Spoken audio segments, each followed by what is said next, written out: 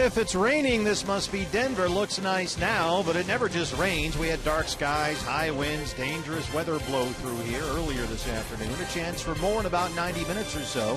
One change here tonight, Phil Gosselin has been activated from the DL, set to make his D-backs debut starting at second base tonight on a Purple Monday in Denver. It's the Diamondbacks and the Rockies on Fox Sports Arizona. Good evening from Coors Field. Welcome to the broadcast. Steve Berthune, Bob Brenly along the way. The first of 4 games in 3 days for the Diamondbacks against these Colorado Rockies. And whether it's been Coors Field or the Rockies pitching staff this season, Bob, the Diamondbacks have had their share of good times against this Colorado staff. Yes. It is the ballpark and it is the pitching staff. The Rockies pitching staff very undermanned. A lot of teams in the National League beating on the Rockies pitchers this year. But the Diamondbacks always seem to come to life offensively in this ballpark, regardless of what they've been doing before or what they do after this 4-game series. So hopefully the bats will come alive like they usually do. And we'll get our first look at Phil Gosselin in the starting lineup at second base. Here are the pitching matchups now. 1 game tonight, 2 tomorrow. It's a split doubleheader, then 1 more on Wednesday. Yeah, one thing for the Diamondbacks pitching staff, we just talked about the D-backs offense. You'd like to think they'll put some runs on the board early. These guys will be able to relax and pitch deep into the ball game because that's exactly what you need when you play 4 games in 3 days in this ballpark. Robbie Ray, 0-5 in 5 starts this month, has the chance to close August on a winning note here tonight against Chad Bettis. Rocky Mountain opener, first of 4 against the Rockies. First pitch on the way. You're watching Diamondbacks baseball only here on Fox Sports Arizona.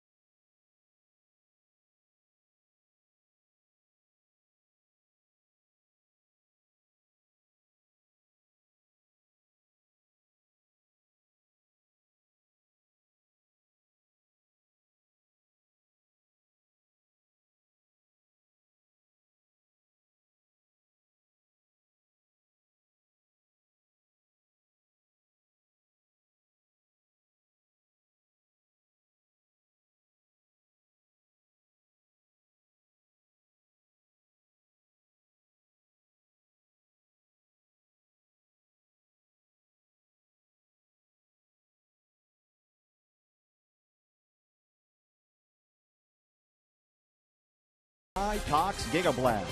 How will you live the gig life? By Lone Butte Casino. You're in for more winning moments at Lone Butte Casino. And by Jack in the Box. For a limited time, try the new Portobello Mushroom Buttery Jack with melted garlic herb butter. Welcome back to Denver, Coors Field, where it rained earlier, but right now it is looking very, very nice. In for hopefully a nice evening of baseball here. Game 1 between these two teams. Jody Jackson with you. And tonight's starter, Robbie Ray. But again, keep in mind with a doubleheader tomorrow and also a lot of young pitchers on this staff, the Diamondbacks have been very mindful of protecting their young arms. So after Robbie Ray's last start, the organization making the decision to give not only Ray but the entire rotation an extra day of rest. Here is Diamondbacks pitching coach Mike Harkey. I think it's important for all of our young guys to be able to get them an extra day here and there. You know, we've been really fortunate that we haven't had many injuries to our starting rotation aside from Alex and pulling his hamstring. So, you know, we've been able to keep everybody pretty regular and keep them on a plan where we can, you know, count on them to be able to pitch their turn. And so tonight, a big start for Robbie Ray, trying to bounce back last time out, lasting just 3 innings against the St. Louis Cardinals and giving up 6 runs, just 5 hits, but he also walked 5 batters in that game. So that is the matchup tonight. Robbie Ray, Chad Bettis from Coors Field, where the Diamondbacks have done well offensively. That is putting it mildly. In fact, they're batting .330 in 12 games this season, both home and road, against the Rockies.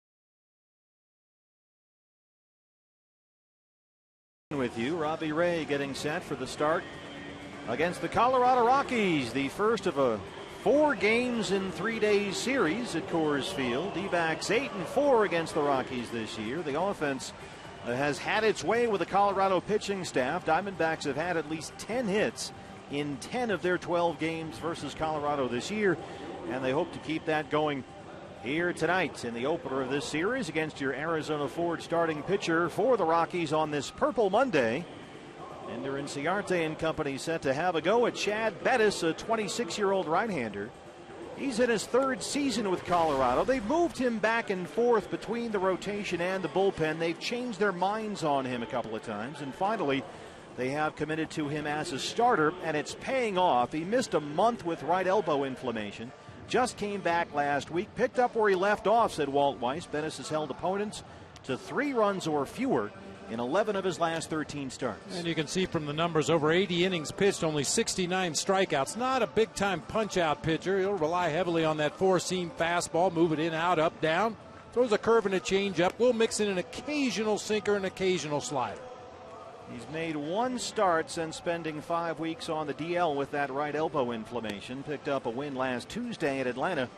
5 innings, a run on 5 hits, and had 4 strikeouts. He's been pretty good for the Rockies this year. The lineup for Chip Hale's Arizona Diamondbacks: Phil Goslin in his D-backs debut. Ender Inciarte will be leading it off out in right field with A.J. Pollock in center. Paul Goldschmidt at first base. David Peralta, as hot as you can get in the month of August, hitting .370 with 5 homers. He'll be out in left field. Wellington Castillo doing the catching. Jake Lamb at third. Phil Goslin at second base. Chris Owings at short. And Robbie Ray, the lefty, on the mound. Rockies beginning tonight 24 games under 500, 19.5 behind the Dodgers. NL West lead. Chris Siegel is our plate umpire. We are told there is weather headed this way about 8 o'clock local time. That's about an hour and 20 minutes from now. So fingers crossed here. Ender Inciarte will lead it off at 301 and 4 homers.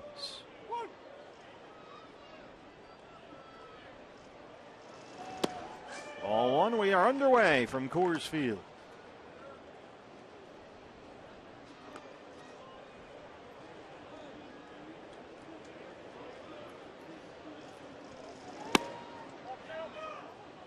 Ender has really accelerated his offensive pace as of late. He's hit safely in 10 of his last 12 games, hitting over .360 during that span. He's ahead.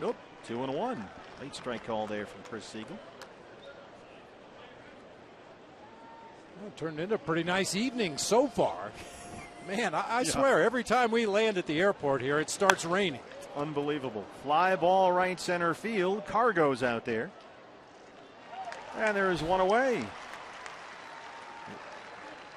Take a look at the Rockies defensively around Chad Bettis, the right-hander. Brendan Barnes out in left field. Charlie Blackmon in center. Carlos Gonzalez having a bang-up second half of the season out in right field. Nolan Arenado and Jose Reyes on the left side of the infield. DJ LeMahieu and Matt McBride on the right side. Nick Hundley, the former U of A product, doing the catching for right-hander Chad Bettis. And Jose Reyes, the former Met and Blue Jay, the new shortstop here after the trade of Troy Tulowitzki to Toronto. Strike one to A.J. Pollock. A.J. at 319. That puts him 4th in the National League, just 1 spot behind Goldie. And he's got a base hit here. He dunks it in front of Blackmon in center.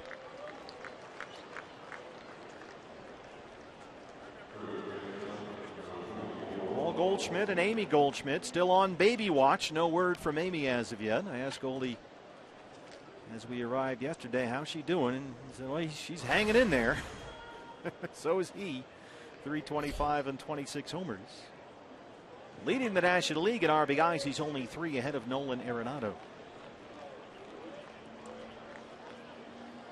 I think the Goldschmidt baby has an agent, and already they're negotiating for more money. Yeah, they're stalling for a tactic. So we wish Amy all the best. Fingers crossed for everybody. Absolutely.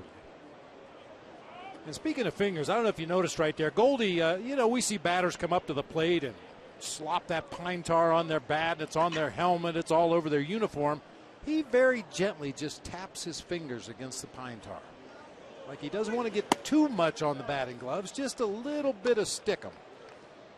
Just very gently. See how he does that?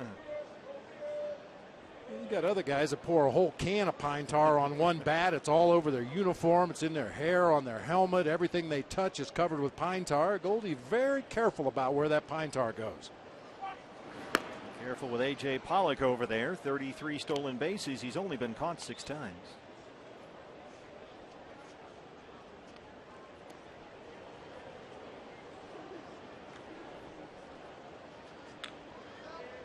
Goldie got that back foot right on the back line of the right-hand batter's box. 2-0 pitch. A.J. holds it first. Goldie fouls that one off. Nope. No, fair ball. Yeah, cued it right off the end of the bat with so much side English. It went into foul territory and spun all the way back into play. Watch this one go. Yeah, clearly in foul territory right there, but then the English spins it right back into fair territory. So A.J. moves up to second. 2 outs now for David Peralta.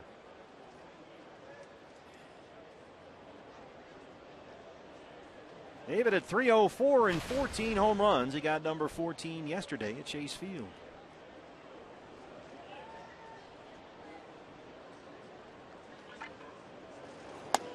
There's a strike, 0-1. And Peralta now with 70 RBIs, almost exactly double his total from last season. Pretty good second half. Pretty good first half. Right.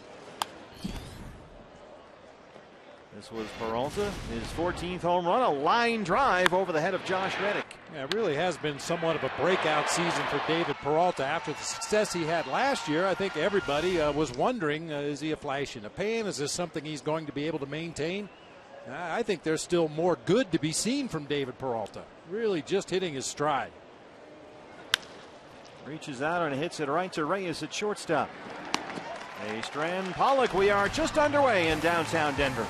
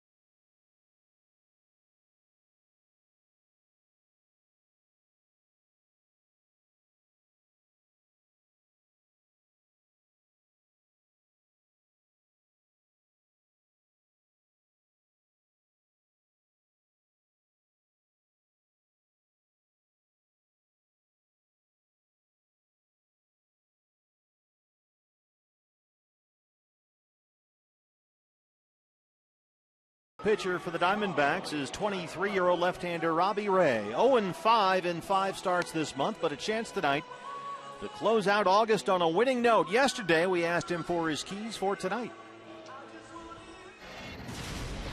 Just fastball command, pounding the zone and attacking hitters. That's the main thing. Limit the walks. Don't give in to guys and don't walk them. Feel good. Body's ready and. Bullpen went really well, so looking forward to the next start. Well, the Rockies with key left-hand bats like Blackman and Cargo and some other guys are just 5-23 against left-hand starting pitchers this year, and hopefully that bodes well for Robbie tonight, looking for his first win since July 7th, and Charlie Blackman leads it off.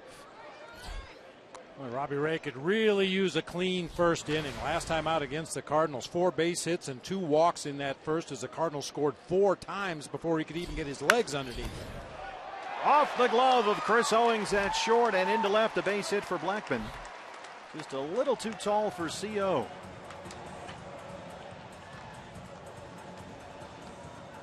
This is quite a 1-2 punch they put together here now at the top of the order in Blackman and Reyes.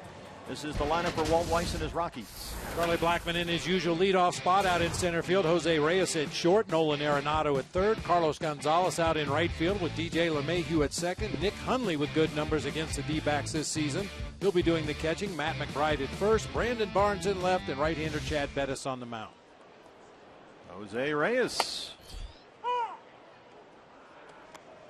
Reyes 277 for the year between both the Blue Jays and the Rockies. He has played 26 games since arriving in Colorado. In the Troy Tulowitzki deal, he's hit just under 260 with 3 homers. And Blackman and company with little to play for at this point, just trying to accumulate stolen bases. He's got 35 now. He's been running wild lately. That's what happens at the end of a long season when you haven't met the team goals that you were hoping for at the beginning of the season. Now it's time to just get greedy, get selfish, pile up some numbers, get ready to go to arbitration. I should take him to arbitration. You're right.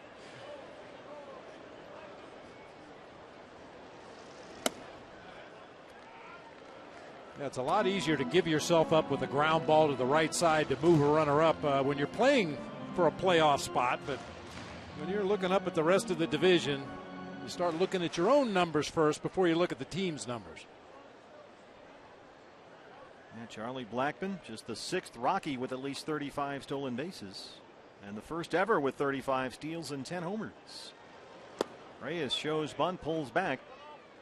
He's a switch hitter. He's about 40 points better from the left-hand side, but does have some power as a right-hand hitter.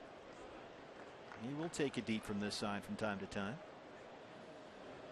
And like a lot of switch hitters, a better low ball hitter as a left-handed hitter, better high ball hitter as a right-handed hitter. Why is that? I'm not sure. It just always seems to play out that way. I can't think of switch hitters that, were low ball hitters from the right side and high ball from the left side. It just always seems like there's a noticeable difference in the pitches that they attack from one side as opposed to the other side.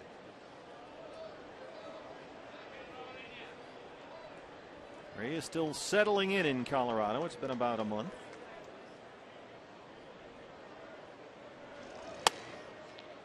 That's in there for a strike, 2-2. The high strike call there from Chris Siegel. Reyes was less than thrilled when he was traded here. He was fairly upfront about that. But there are some benefits. He says he loves the ballpark, loves playing on grass. He's off that hard turf in Toronto. He's got Arenado and LeMahieu, some very good defenders on either side of him in this Rockies infield. Blackmon stays put. It's a full count on Reyes, 3-2. And you think back to Robbie Ray the last time out, and he said it a moment ago. One of the keys: don't get behind guys and don't walk anybody. Remember that nightmarish 44-pitch first inning Tuesday against the Cardinals that just essentially killed his start almost before it began. A leadoff single and now a full count on Reyes with Arenado on deck.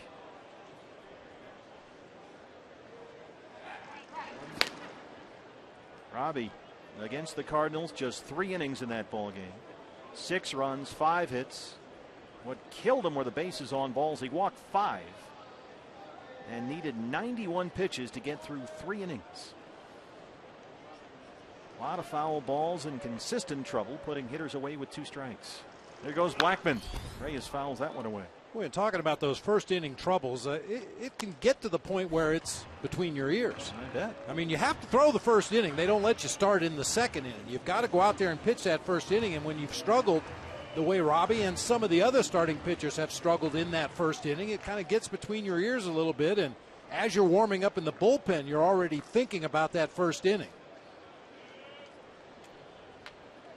And he's right back in that situation here, trying to put a guy away with 2 strikes. Blackmon takes off again. Reyes strikes out. The throw from Castillo is in plenty of time. And there's the strike him out, throw him out as they get Blackmon at second. And that was not close down there. Not close at all. It really could have been eliminated completely as a play at second base if Wellington Castillo just makes contact with the batter right there. Watch Reyes fall out over home plate. The catcher has to throw the ball and he has to make contact. Now the question is, did Blackmon somehow with the swim move avoid the tag? Walt Weiss?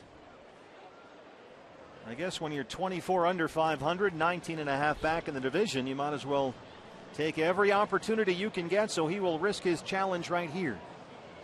And it's another replay review brought to you by Mix One as the Rockies challenge the out call at second base. Yeah, just to finish the thought on Wellington Castillo, you have to throw the ball and you have to make contact with the batter as he's falling across home plate. If you satisfy those 2 requirements, they'll call the guy out at second base automatically. Throw was there well ahead of the runner. He lifted that front foot up over the glove of Owings.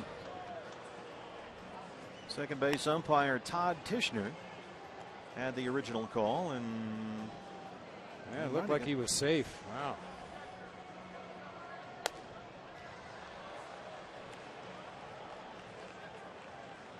Lift that foot up and then clamp it back down on the base over the glove.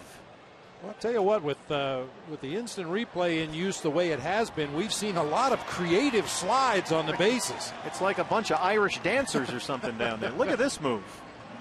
Yeah, if he just leaves his glove down there, there's nowhere for Blackmon to go. But by pulling the glove away and then slapping a tag on his rear end, I don't know. It looks to me like he's in there. I'm inclined to agree. As they look in New York for the clear and convincing evidence necessary to overturn the call. Rockies wearing their purple today. They call it Purple Monday here at Coors Field.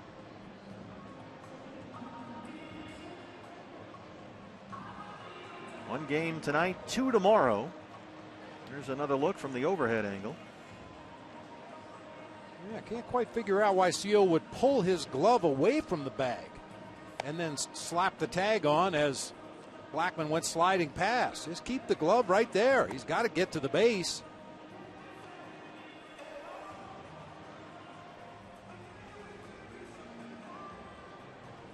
Our game times tomorrow, by the way, while we wait, 12:10. Both games on Fox Sports Arizona. 12:10 for the first game tomorrow. Patrick Corbin will start that game for the Diamondbacks. Then 5:40, it's a split doubleheader. 5:40 for game 2 tomorrow. Ruby De La Rosa on the mound for that one. Chase Anderson will pitch Wednesday's series finale. Day off on Thursday, then we spend the weekend at Wrigley Field in Chicago. Well, this is taking a long time. We think this is the best look we have here. But it's hard to tell definitively, even from that angle, when Owings applies the tag. But it sure looks like Blackmon has that front foot down on the bag first.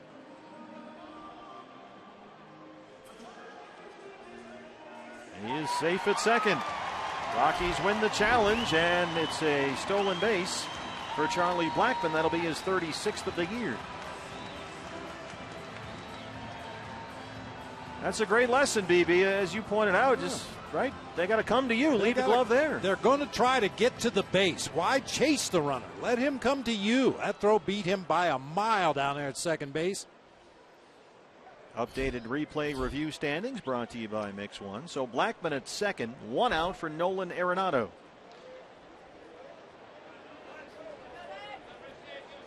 Three minutes and 12 seconds on that replay review. Ball one. Arenado 275 and 30 homers. He's simply one of the best players in the game. 30 homers, nearly double his previous career high. And he is second in the league at RBIs, only 3 behind Goldie.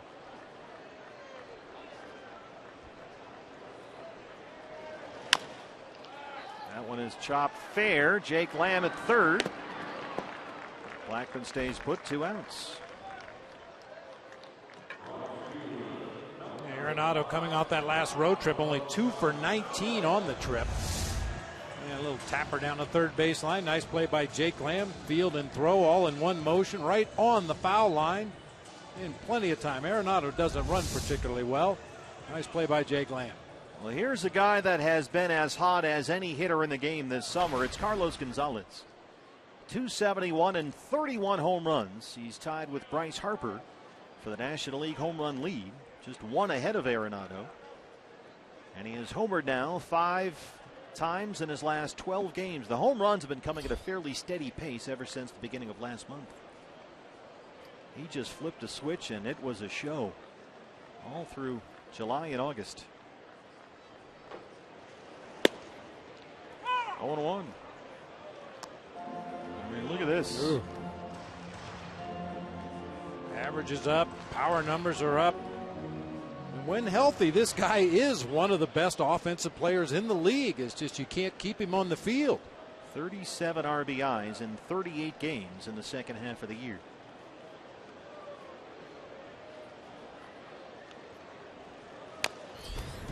Oh, 0-2.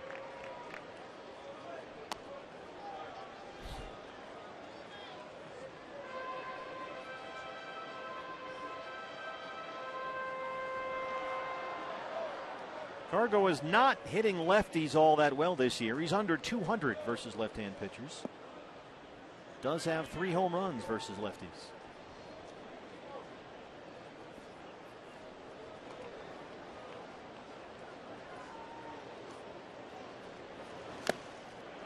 Castillo hangs on. Robbie Ray gets the strikeout and strands Blackmon at second base. 2 strikeouts in the inning for Robbie Ray. No score at Coors Field.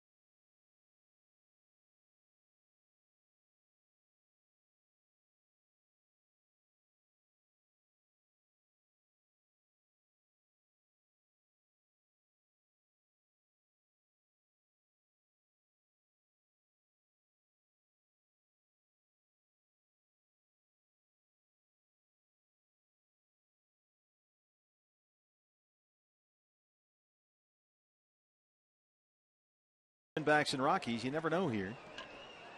It's actually some blue sky off behind the left field corner. Yeah, right before it starts snowing. Hey, we had some nasty weather blow through here this afternoon. All of a sudden it got gray and dark in a big hurry. Heavy winds, and then it cleared up. Wellington Castillo leads off the second against right-hander Chad Bettis. That's a lovely shot here from our crew at Coors Field. Beautiful. Always an eye on the horizon here.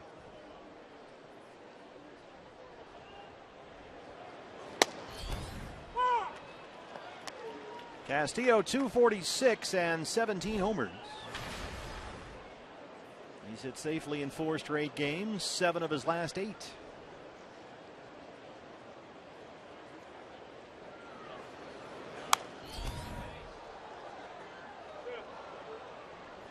Chad Bettis ahead 0-2. Nick Hundley has caught Bettis a whole bunch this year and said, you know, he's really been lights out. Really, really good fastball command. The differential between the fastball and his off-speed pitches in terms of the velocity has been outstanding, and he's, for the most part, been throwing a lot of strikes.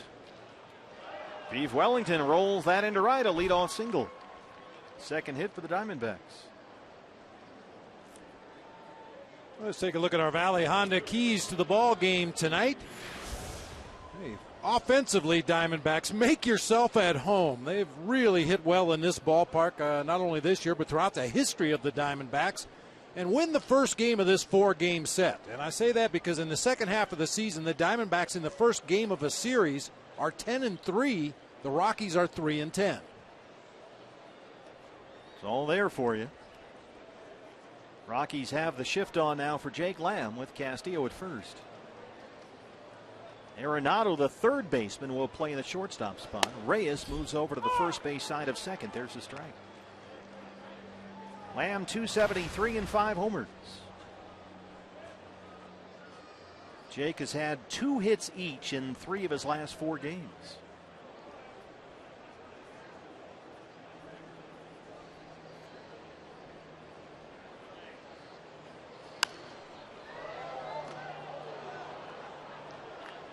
And we talked about the Diamondbacks against the Rockies.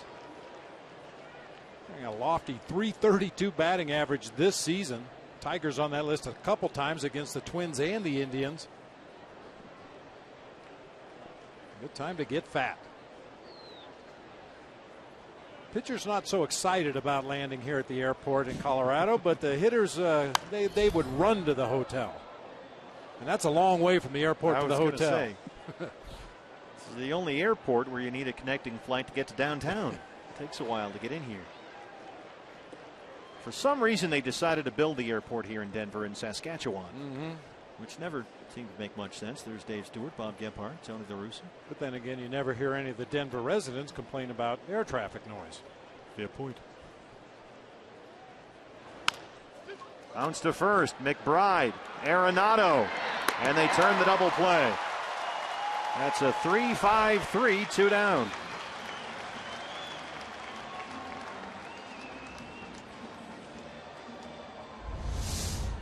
Nice play down there by McBride to initiate that double play and then get back to the bag. Arenado held it for 1 extra tick out there to give McBride an opportunity to get back to the bag and complete that double play. Well, wearing number 15 for the Diamondbacks, not Bob Brenly, but it's the D-back debut tonight for Phil Goslin. Activated from the 60-day DL earlier today. And in there at second base, there's ball 1. He suffered a fractured right thumb earlier this year with Atlanta. Alan Webster sent to AAA Reno to make room for Goslin, acquired by the Diamondbacks on June 20th as part of the trade that sent Touki Toussaint and Bronson Arroyo to the Braves. And you saw the numbers on Goslin in Atlanta earlier this year, hitting .325 when he broke his left thumb and needed surgery.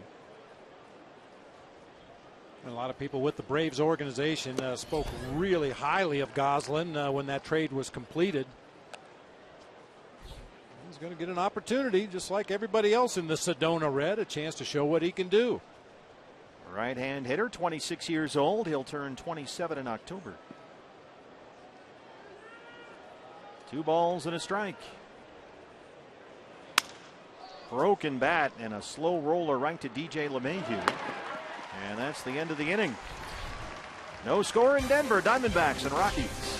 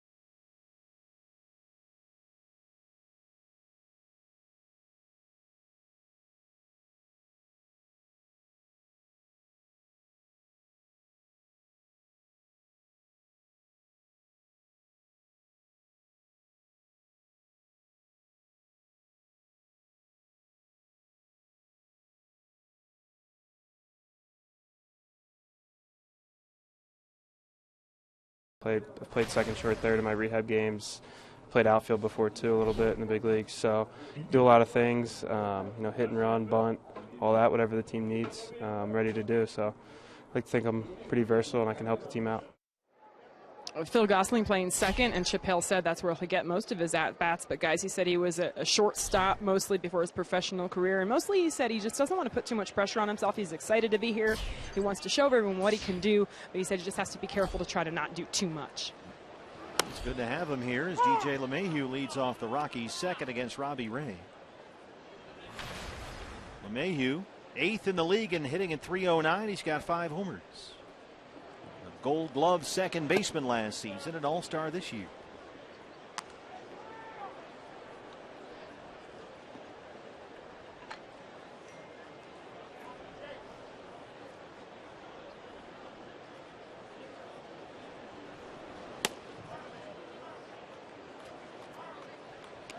You mentioned Phil Gosselin. He started games at both third and second for Atlanta this year. And spent most of his time with the Braves at second base. He made starts at third and shortstop, primarily a second baseman coming up through the minor leagues, but he's a pretty versatile guy, as he said. It would seem to be a prototypical National League guy. You don't have to carry a backup second baseman and a backup shortstop, which is a dilemma teams find themselves in sometimes. If you've got one guy that can play both those middle infield positions and third and corner outfield spots, it's ideal in the National League. And LeMahieu rolls it the other way, a base hit to lead off the second.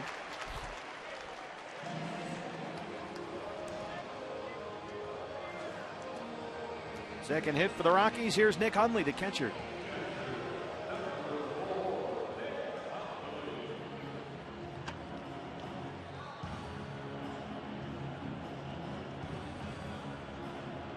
Nick Hundley has maintained a pretty steady offensive pace all year, his first season as the Rockies catcher.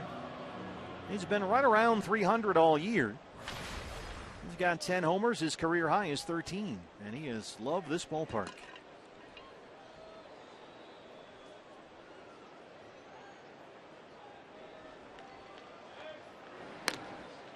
Now, .299 on the season. He's hitting .294 in the month of August. He's had 3 3-hit games this month. And it's kind of settled down that catching position. You know, they tried Willeen Rosario back there because of his bat, but his defense was so bad it was costing the ball club some wins. Nick Hundley brings a little of both. Solid defensive catcher with some pop in the bat, having a good year. You see, he's got 7 of his 10 homers in this ballpark. LeMahieu takes off, and the throw gets away. Stolen base for G.J. LeMahieu. That's number 20.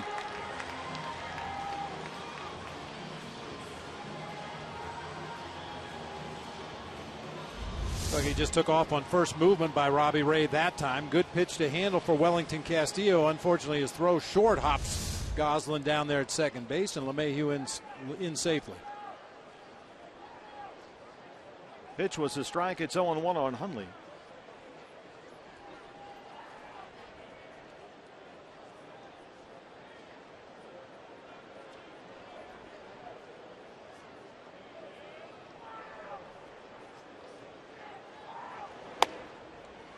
Good fastball there from Robbie. No balls and 2 strikes.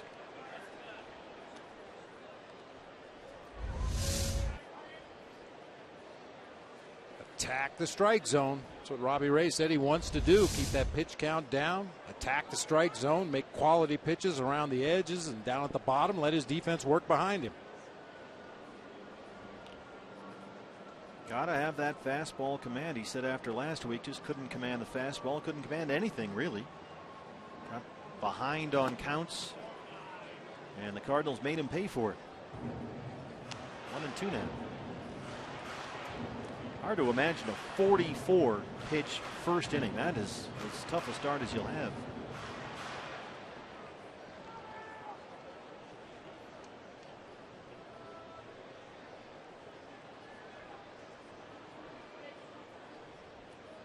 Ahead of Hundley, a ball and 2 strikes.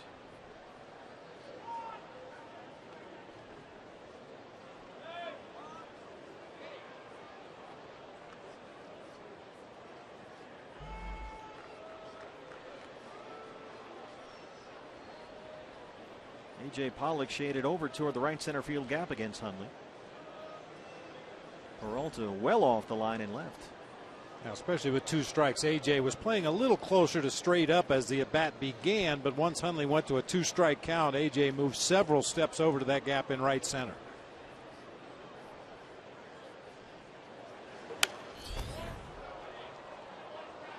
A foul ball with 2 strikes. That has been Robbie Ray's issue all season long, trying to put guys away.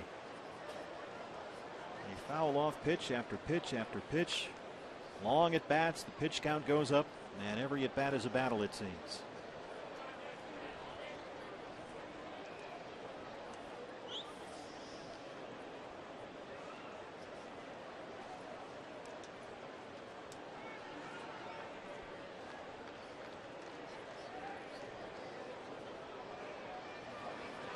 Got him. 3rd strikeout for Robbie Ray. 1 down in the 2nd. Good pitch that time. Looked like he backed off his slider just a little bit, got some more break on it, made it more like an off-speed delivery, and Hundley swings right over the top out in front of that pitch.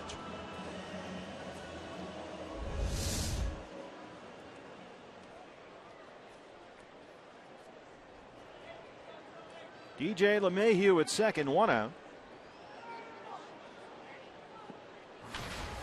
And here's the first baseman tonight, Matt McBride, 176 in 17 games for the Rockies this year, and still without an extra base hit or an RBI. This is bounced over the mound. It backs up Goslin. Plants and throws. 2 down. LeMahieu in at 3rd.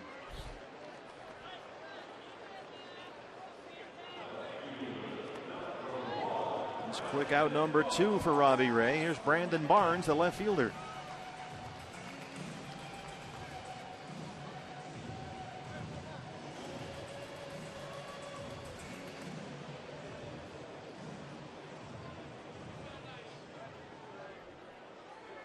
Brandon Barnes, 260, couple of home runs. Rockies are still a little banged up. Got McBride at first. Justin Morneau has been out since the middle of May with concussion symptoms and neck trouble. He could be back soon. Still without Corey Dickerson. He's got fractured ribs, so it's Barnes out there tonight. And their backup catcher, Mike McHenry, just had knee surgery. So they're still, and have been, it seems, all year long, banged up here in Colorado. There's some inkling that perhaps Morneau will be back sometime in the next week, but those concussion syndromes, it changes from day to day.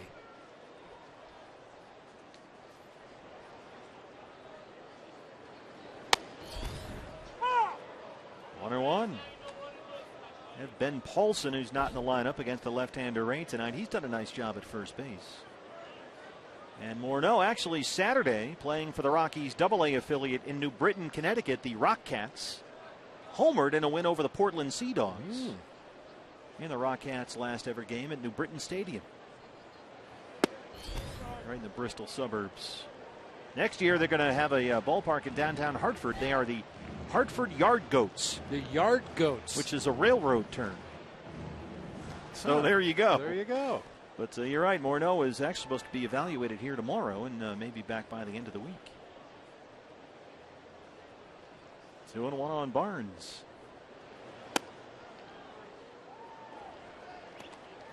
The Yard Goat is the little, it's like a tugboat for a railroad yard. It kind of moves the cars along and stuff like that. So they're going to be the Hartford Yard Goats.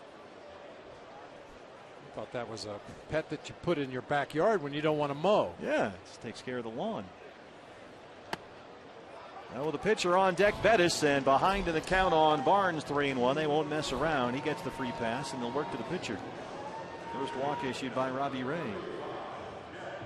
It's kind of standard operating procedure with 2 outs and a runner at second or third base facing that 8-hitter. If you get ahead in the count and can expand the strike zone and maybe get him to chase something out of the zone, then you go after him. If you fall behind in the count, you don't want to have to groove one, so go ahead and walk him.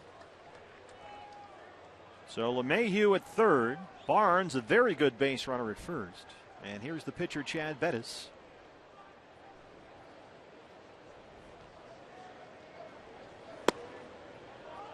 Ball 1.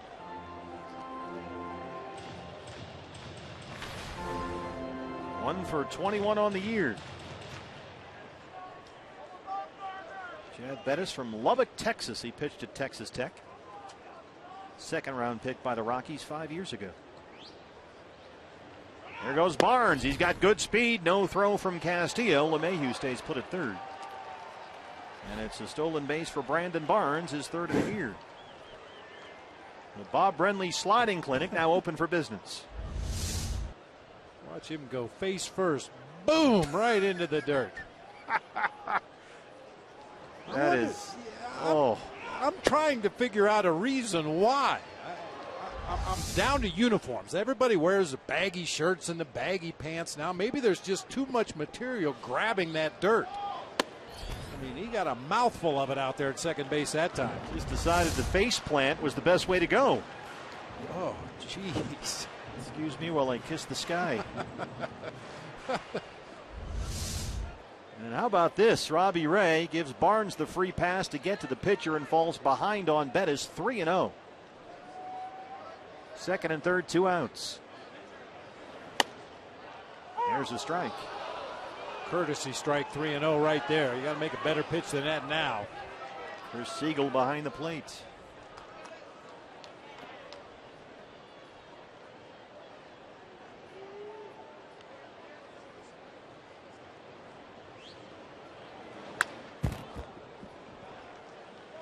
Fastball down and away. It's a full count, 3-2. Want to attack hitters and challenge with that fastball. Well, this is the time to do it with Blackman on deck.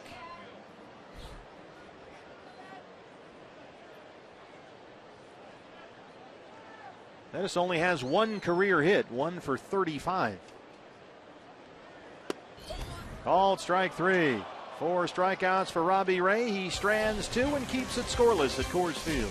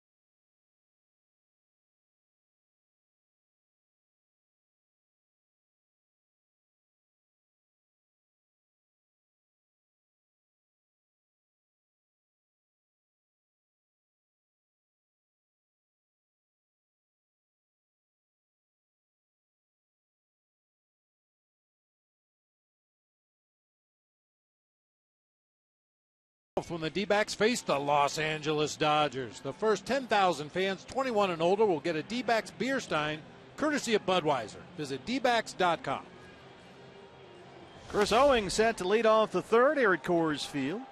Steve Berthune, Bob Brenly, Jody Jackson with you. Diamondbacks and Rockies, 4 games in 3 days. We play a double dip tomorrow. Owings, Ray, Inciarte 8-9-1 against right-hander Chad Bettis. CO 233 and 4 home runs.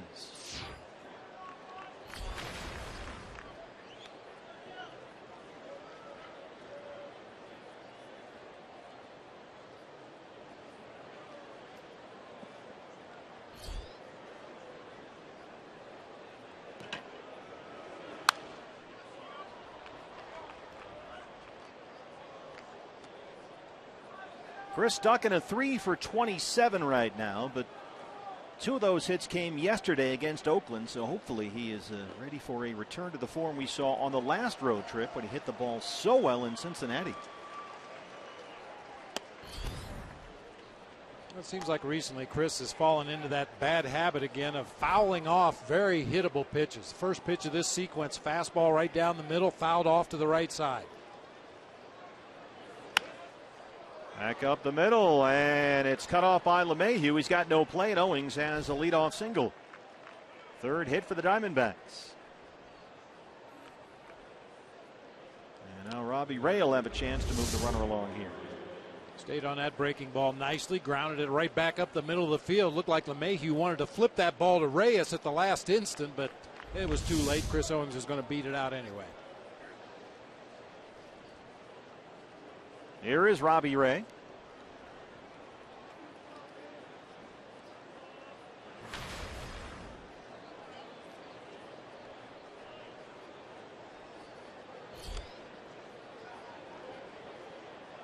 Arenado coming well in at third. He's on it. No play on the lead man Owings, and Robbie Ray gets the bunt down and gets the job done.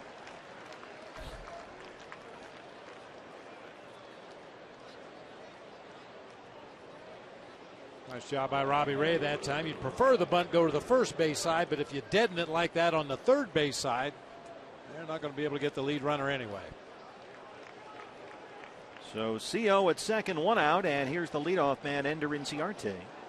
Ender flying out his first time up.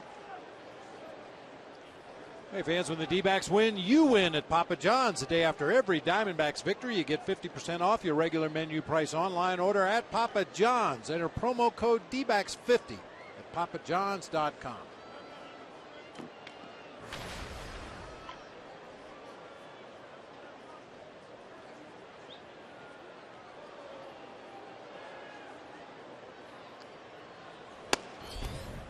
Strike one.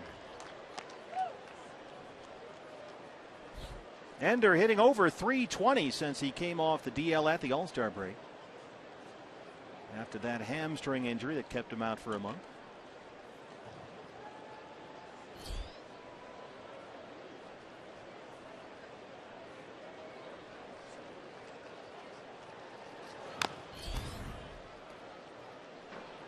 Pettis can get it up there mid-90s. He's ahead 0-2.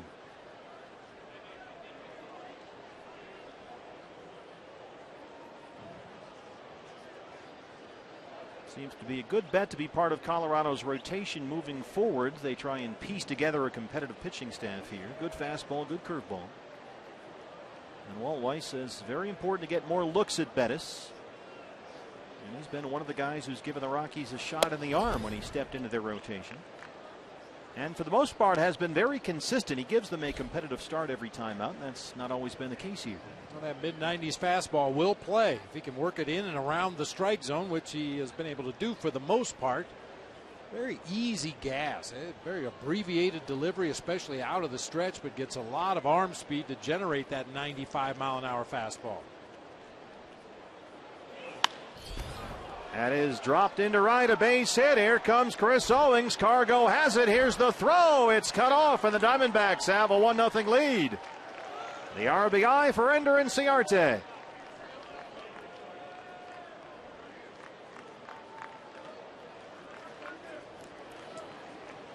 Aggressive send that time by Andy Green down there at third base. Cargo got to that ball fairly quickly out there in right field. Apparently they want to challenge his arm. Scoops it up on the second hop. His throw was low. However, with the moisture on the field, it probably would have taken a big skip to the catcher, but I still don't think they would have had Chris Owings. That was a good send that time. Moisture in Denver? In Denver, believe it or not. What are you talking about? There's A.J. Pollock. A.J. singled his first time up. He's 10 for 22 at Coors Field this year. That's over 450 in this ballpark this season. Now at 320 on the year.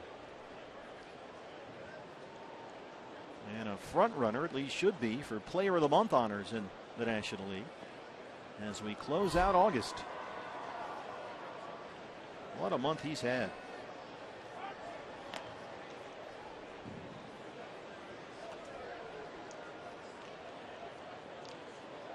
And he is hitting, as we close out August, .373 this month. It's been 25 games. And he's just put up silly numbers in a whole bunch of categories.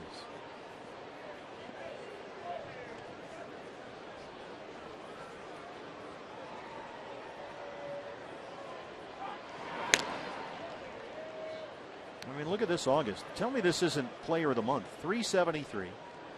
He's got 12 extra base hits, 11 RBIs, 10 stolen bases, and he scored 23 runs in 25 games. Well, if somebody's done better than that, they deserve it. You're right.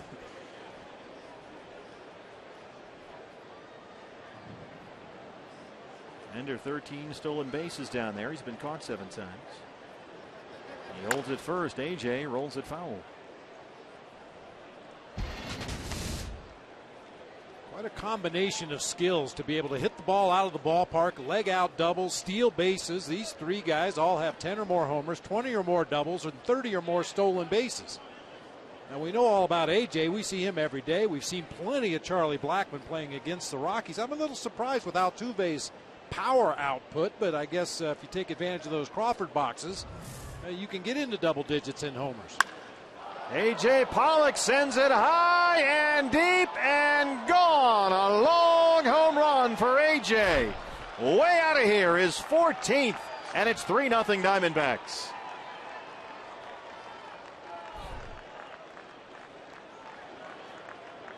Wow, that's where the big guys hit him. And that was about 3/4 of the way up the bleachers out there in left field. That's his 3rd home run in 26 games in this ballpark. He loved to hit here, and that was way out of here. That made a Goldie sound there. That crisp, solid contact. Just a question of how far that one was going to carry. It's just the 10th home run given up this year by Chad Bettis, who's now down 3-0. Here's Goldie.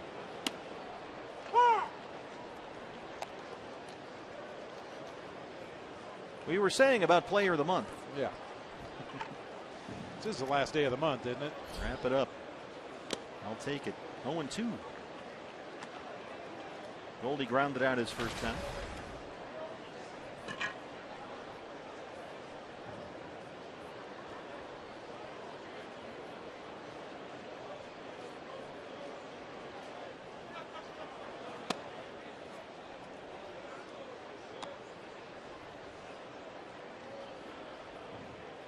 Watching him become one of the elite players in this game.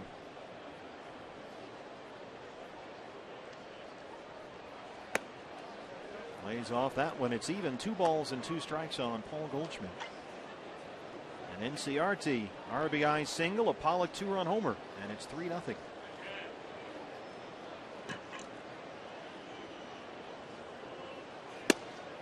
He strikes out Goldie. First strikeout for Bettis. 2 down.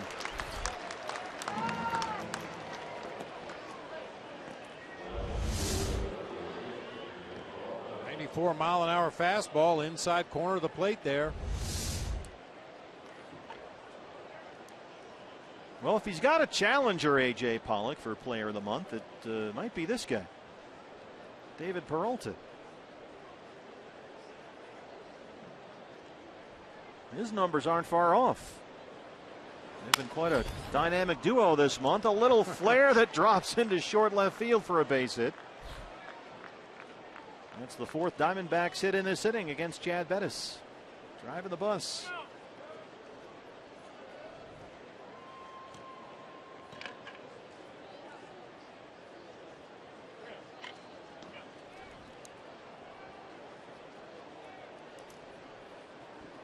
Nick Hundley would like a word. Steve Foster, the pitching coach, out there as well. As this inning has kind of gotten away from Bettis here. Owings single to lead it off. Robbie Ray bunted him over to second. Inciarte the RBI single. Pollock the 2-run homer. And now Peralta's aboard for Wellington Castillo. You know, we see Mark Grace over there writing on that clipboard throughout the ball game when the Diamondbacks are hitting. I'm just guessing here, but I would assume he's writing down everything about every at bat. What was the pitch? Where was the location? What kind of contact was made on that pitch? I mean, Granted, David Peralta got a base hit into left field, but he didn't exactly square it up and drive it to left field. It was a little floater. That was a BABIP hit. Yeah, so you make notes on all those things. So the next time the Diamondbacks face Chad Bettis, you look at that sheet of paper that Gracie's writing on. Well, yeah, David Peralta had a hit against him. It was a little floater into left. A.J. Pollock squared him up and hit one about 500 feet to left field. You get more information than just the numbers themselves. What kind of a hit was it? What was the count? What was the location of the pitch? Where was the defense? Were they playing a shift? Were they not playing a shift? Numbers not always telling the full story. 0-2 on Beef Wellington. A base hit his first time up. Broken bat, a roller to short. Reyes. And you get the force on Peralta. That's the inning, but the Diamondbacks get 3. Ender Inciarte got it started with this RBI single to deliver Chris Owings, who led off the inning with a base hit. And then A.J. hit one way out of here. His 14th 3-0 D-backs.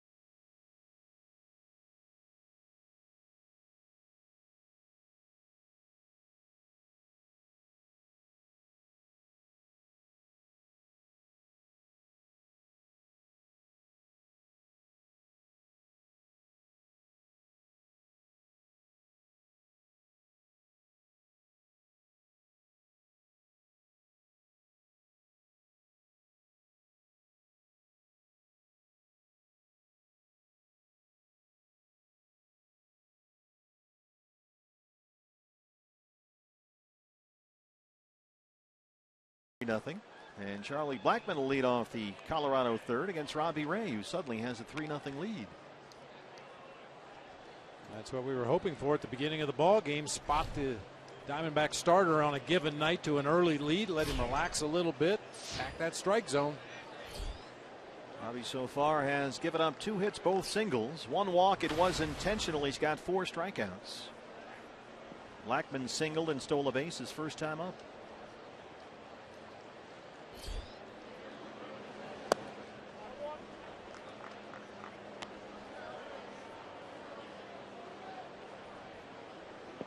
Charlie Blackmon always says about that beard, which is always impressive, it plays well in Denver.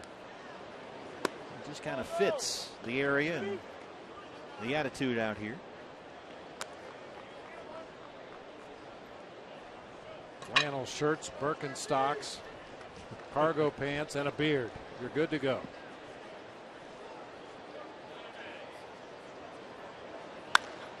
Drives that to left center field. And this is trouble. It gets down and rolls all the way to the wall. Blackmon can fly. He'll head for third. He's in there with a triple. 7th triple this year for Charlie Blackmon.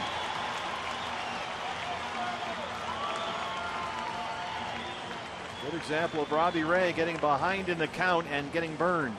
Leadoff man at third. In those predictable fastball counts when that hitter can start the bat a little quicker, and Charlie Blackmon splits that gap in left center perfectly. I think he was thinking about stopping at second, but goes into a full gallop between second and third and gets in there ahead of the play. He made it pretty close actually down there, considering how far it rolled into that corner in left center. He's 90 feet away for Reyes, who struck out his first time. Bounce to shortstop. Blackman will score. Owings throws him out, and it's 3-1. RBI for Reyes.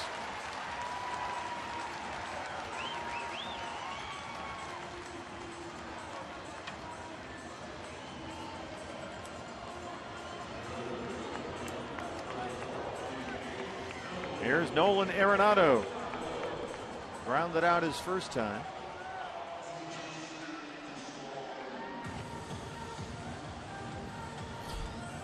Arenado was a legitimate NL MVP candidate. He had a brilliant first half of the season, but since the All-Star break, the pace has slowed. He was putting up some fantastic numbers in the first half of the year. But he's under 240 in the second half, and the OPS since the All-Star break is down by more than 200 points.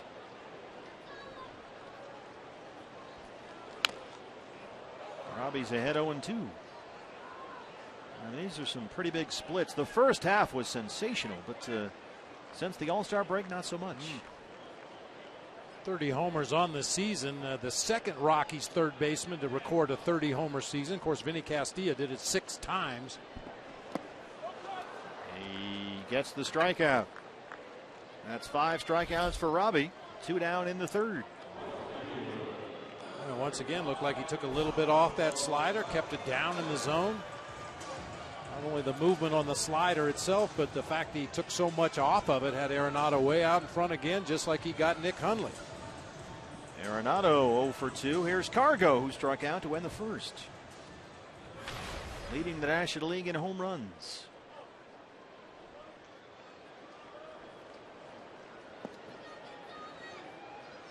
Shift is on for the Diamondbacks. They overload the right-hand side.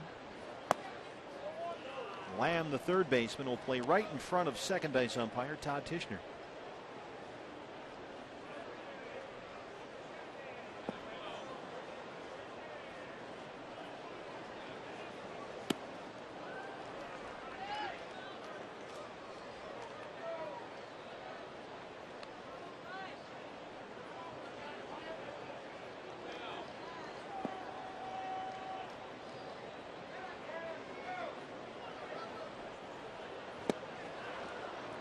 Well, they're up there hacking.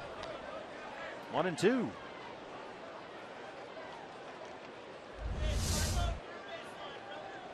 Throwing that slider on that outer third of the plate, breaking away from Cargo. It's a really good pitch.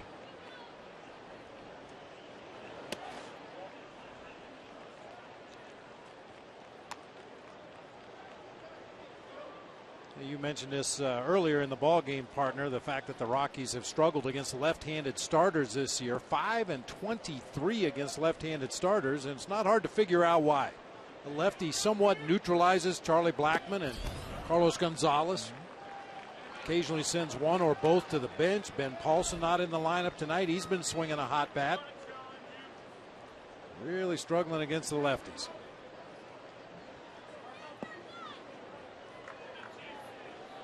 Cargo's worked it back full now, 3-2. Got him. 6 strikeouts for Robbie Ray, but the Rockies get 1 back. And after 3, the Diamondbacks have a 3-1 lead.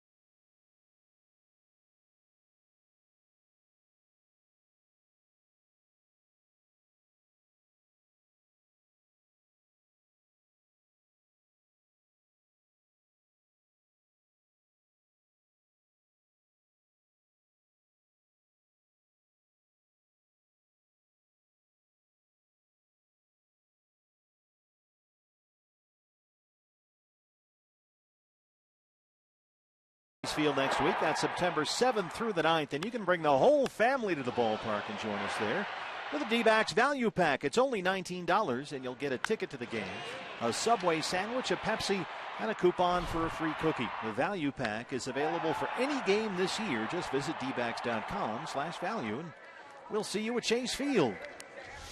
For the Diamondbacks and the Giants, Jake Lamb leads off the fourth against Chad Bettis. This is bounced to second, right to LeMahieu. One pitch, one out. So a second at bat here for Phil Goslin in his Diamondback debut. He grounded out to second his first time up.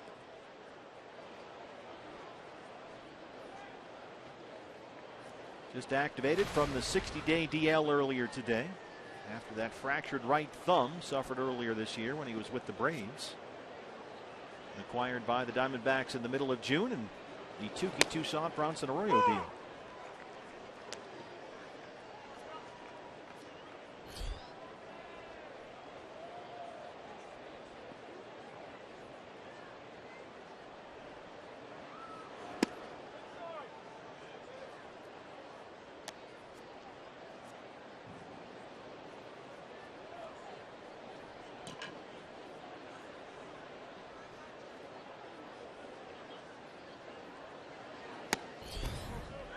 Missed a 95 away. It's 2 balls and a strike. Phil Goslin, 14 games with Reno, Visalia, and the D-backs rookie league team while he was rehabbing that thumb. Hit .316 along the way. 5 doubles, 2 homers, 11 RBIs. He slams that one out to Barnes in left. 2 down.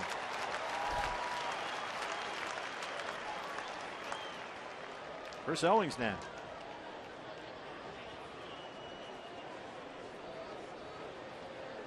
CO singled and scored his first time up, part of that 3-run D-backs third.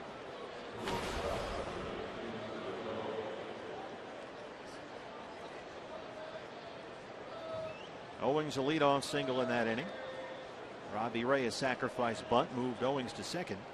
Inciarte the RBI single. Pollock the 2-run homer. And it's 3-1 here in the fourth. Rockies answered on a Blackman triple, a Reyes ground ball out.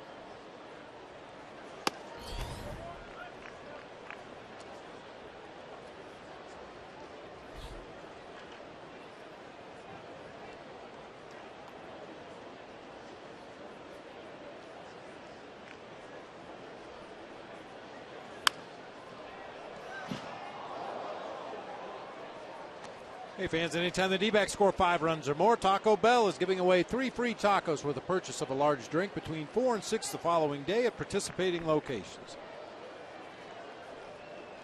D-backs Nation here with us. Hopefully the rain holds off tonight. Long day here tomorrow. 12:10 and 5:10 doubleheader starts Arizona time.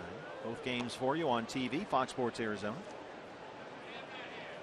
12:10 and 5:40, pardon me. Patrick Corbin, Johan Flande in game 1. Ruby De La Rosa, Kyle Kendrick, game 2. This is inside. It's a full count, 3-2. Chance for CO to get aboard here and clear the pitcher spot with Ray on deck.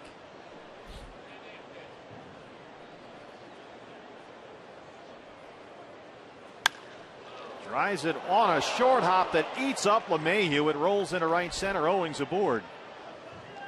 That took a wicked short hop on a Gold Glove second baseman. Base hit for CO. He's 2 for 2. Squared that one up. Line drive right at the ankles of LeMahieu out there at second base. He tries to field it off to the side, but as you said, just gobbled him up on through into right center field for a base hit. So they do clear the pitcher spot. Here's Robbie Ray.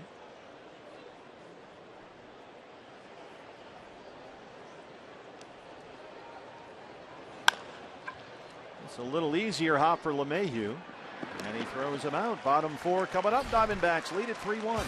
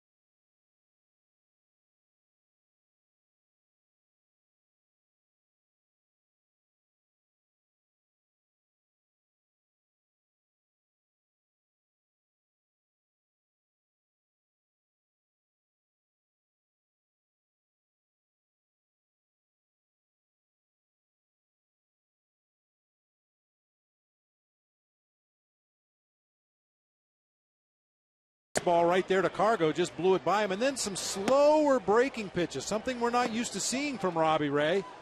The last one right there, a little harder slider that time, a little flatter, a little more subtle break, but I really like those two in the middle, the slower slider. Well, so far, Robbie has 6 strikeouts. We talked about that last start with that 44-pitch first inning versus the Cardinals last week in that ball game. Robbie only lasted 3 innings and needed 91 pitches to get through 3. Well, a whole lot better through 3 here tonight. He's at just 50 pitches. Yeah, I think that's a possible explanation for all the foul balls and the 2-strike foul balls that Robbie Ray has given up this year. Not really as much difference between his fastball and his slider as he needs. You want to get guys to either swing and miss that slider or put it in play with weak contact.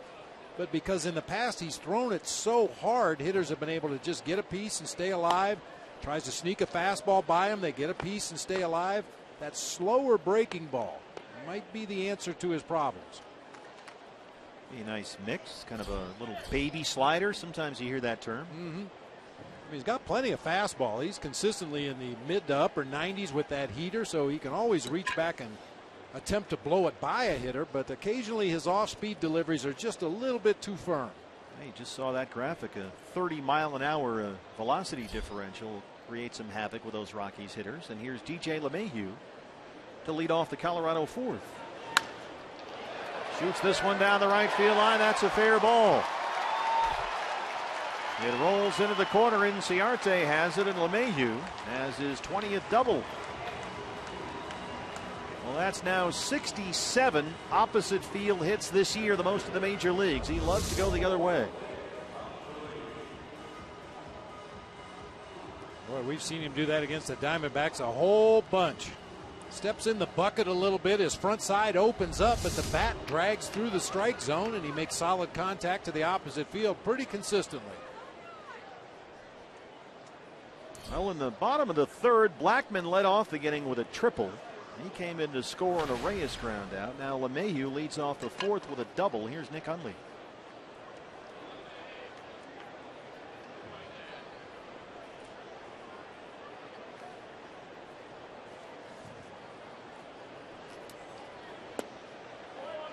Ball 1.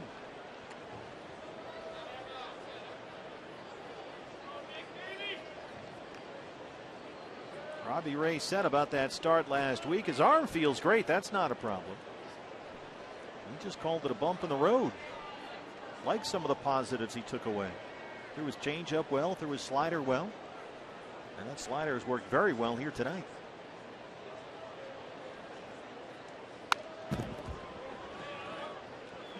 And he is pitching on nearly a full week of rest. Chip Hale said that after Robbie's last outing, everybody on the D-backs personnel side, talking from the top down, felt like it would be a good idea to give him an extra day here. So it's the 2nd time in his last 2 starts, in fact, that Robbie has worked on an extra day's rest.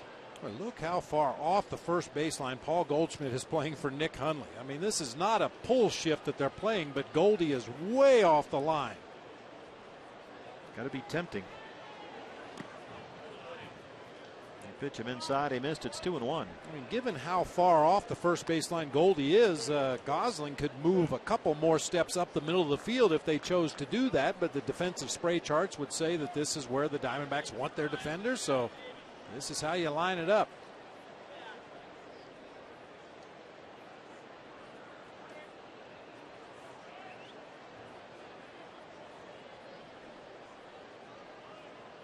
Two one pitch.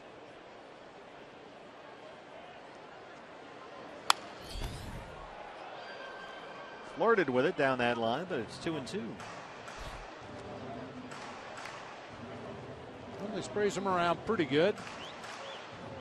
Most of his power comes to left and left center, but he'll spray his hits all over the diamond.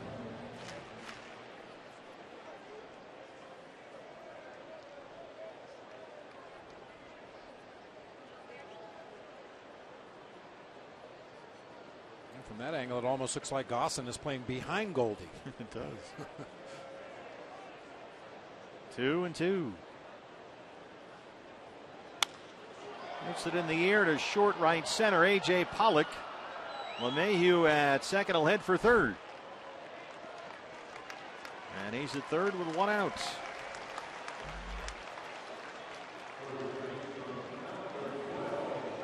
Brings up Matt McBride.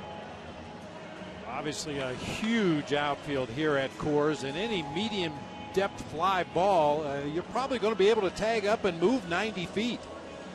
Saw a ball hitting the gap in left center earlier. It's 2 long throws to get that ball back into the infield, so I would imagine that both third base coaches in the game tonight are going to be really aggressive sending runners. Infield will play back with LeMahieu at third. McBride grounded out his first time.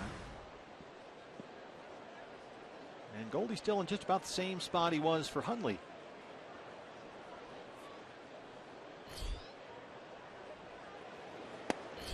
There's a strike, 0-1, 95 from Robbie. I remember when Don Baylor was managing the Rockies, and they would play their infield in the first inning of ball games, and it never quite clicked with me in a ballpark where you might put 30 runs on the board in a game. Why are you trying to take away 1 run in the first? And Groove said you never know which run might win the game. So he was known to play his infield in the first inning of ball games here. He did not go. Tim Timmons down at first.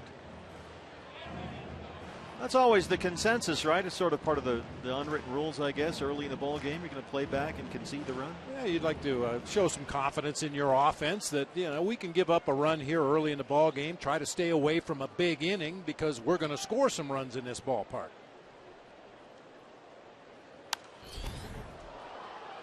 .96 that time, and it's 1-2. That foul ball started in the upper deck, hit the second deck, bounced on the first deck, on the roof of the dugout, and back onto the field without being touched. Very non-aggressive fielding fans here at Coors tonight. Follow the bouncing ball.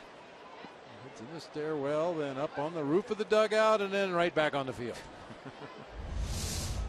1-2 pitch. Way outside.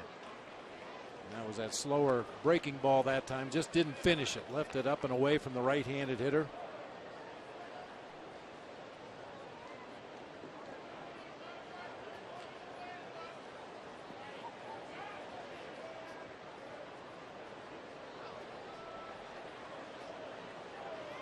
Two and two.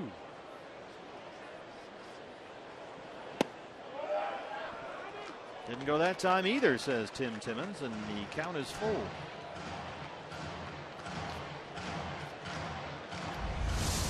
It's always worth an ask, but it looked like he was able to check that time.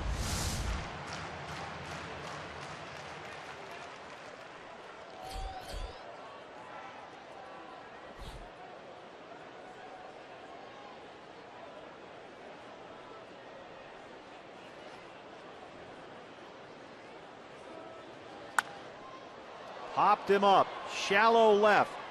Peralta coming in. Owings is out there. David has it. LeMahieu bluffs and holds. A big out number 2 for Robbie Ray.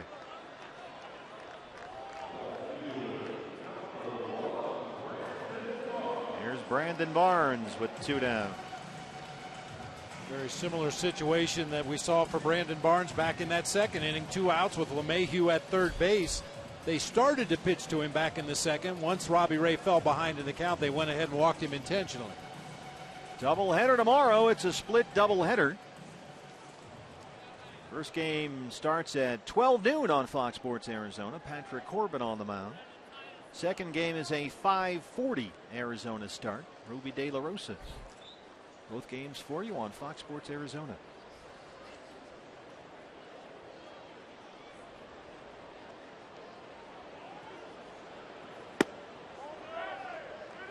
That time he did go, says Tim Timmons. 0-1 to Barnes. Oh, yeah. It looked like Barnes was asking Chris Siegel behind the plate, was that pitch a strike? A lot of times when a batter checks his swing, doesn't get a real good look at the pitch, he'll ask, was that a strike? And I've had umpires tell me, yeah, you swung at it. Not really the point. No, guys are just trying to establish, was that on the plate? Was it high? Was it low? Was that a good pitch? You see him ask the umpire all the time. Mayhew, the leadoff double. A couple of fly ball outs for Robbie Ray, now trying to strand that run at third. He's ahead of Barnes, 1-2. Ball with a little bit of movement into the right-hander at 87. I think that's a cut fastball.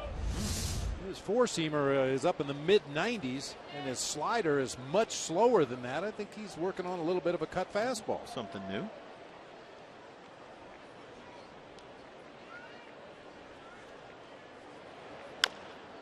That is chopped foul.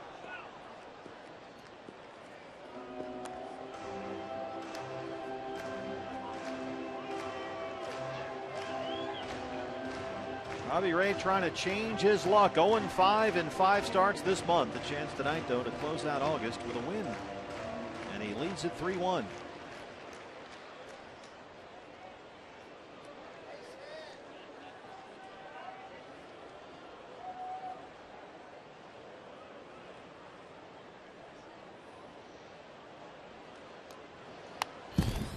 Came inside with a fastball, and Barnes just did get a piece of it to stay alive.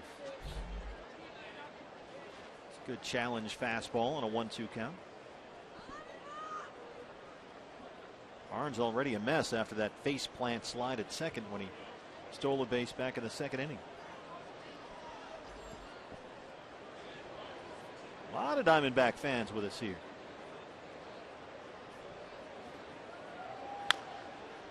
That Sedona red always looks good in this ballpark with the dark green seats and the purple scattered about. Brightens up the place. Yeah, not hard to find him. Rocking out to some violent femmes right here.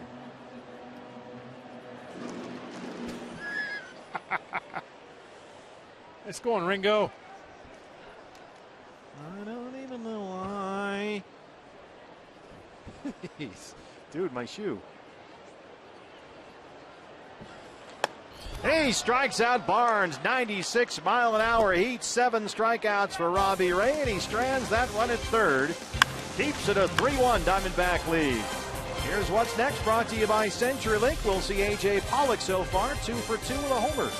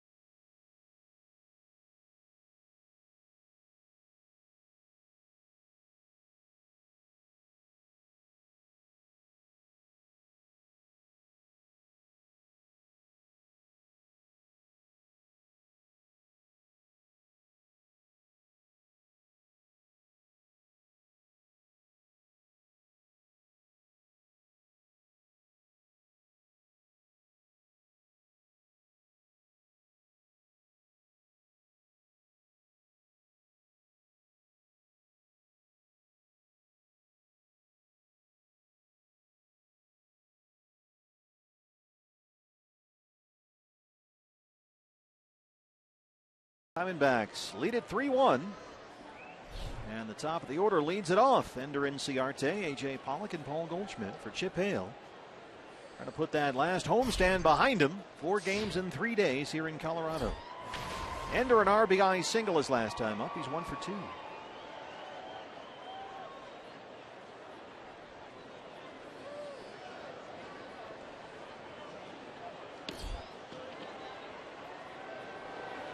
Ender has now hit safely in 11 of his last 13 games, including tonight. 8 RBIs and 9 runs scored over that span. He's been a very effective presence in the leadoff spot.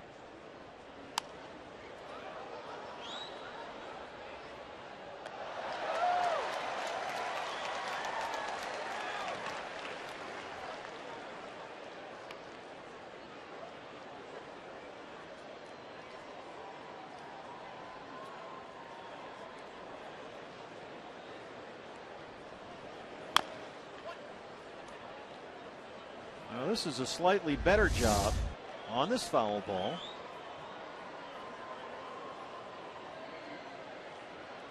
Double O. Oh boy. Oh, whoa, whoa. What are we doing in there? That's poorly produced. That's the president and vice president and every member of the Dinger fan club. We're not going to turn over that rock, are we? By the way, you'll notice it's 3-1 Diamondbacks. Rockies are losing. Dinger, of course, nowhere to be found. Extinct. Dinger, the front-running mascot. 2-2. Just saying, there's a strikeout. Just the second strikeout for Bennis. One away. Hey fans, now it's time. Tweet your strongest fan photo with the hashtag AZDataStrongFan, and you just might see yourself in an upcoming broadcast brought to you by T-Mobile. A.J. Pollock 2 for 2, a single and a homer. The home run is 14th of the year, 450 feet, way out of here to deep left field.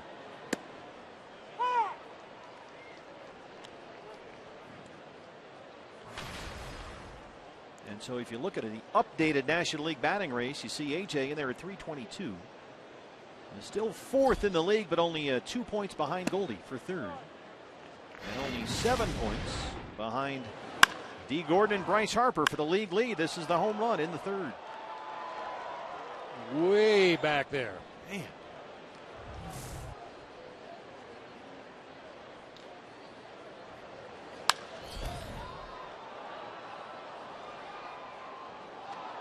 One and two. Boy, you're no shortage of D-backs fans in the ballpark tonight. This is tremendous. This is another one of the good stops in the National League. We promoted Pittsburgh quite a bit because we like the ballpark. We like the proximity right there across the Roberto Clemente Bridge to downtown. This is another one that's a very comfortable place to come watch a ball game when it's not raining. A.J. chases that one. Back-to-back strikeouts for Chad Bettis to open up the 5th. That's a great spot to come and hang out for a couple of days. Enjoy a lower downtown area. Great restaurants, lunch places around here. You can walk to the ballpark from most of the downtown hotels. It's a terrific spot to get away for a few days and watch some Diamondback baseball. A lot of people doing that here this week. Assuming you can get the games in with the weather. Goldie 0 for 2.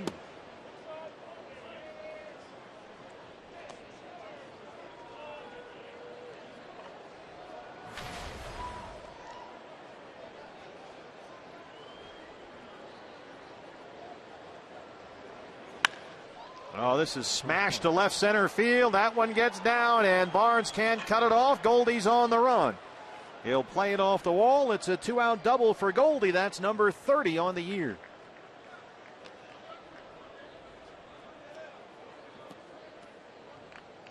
That had the Goldie sound. Yeah, it sure did. Fastball down and in. You may remember he swung through that pitch in his last at bat. This time he squares it up to the gap in left center field for a 2-out double. In scoring position for David Peralta. He had a little bloop single his last time up. David 1 for 2.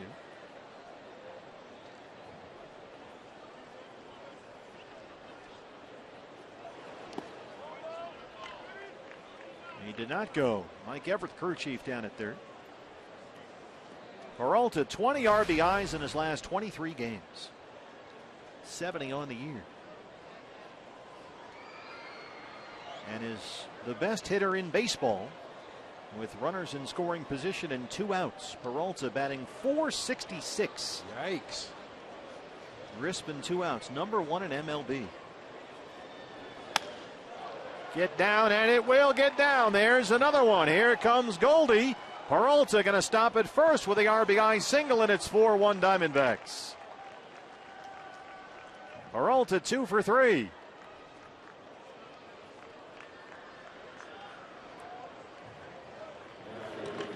Maybe not quite the same carry or sound as the ball off of Goldie's bat, but equally as effective.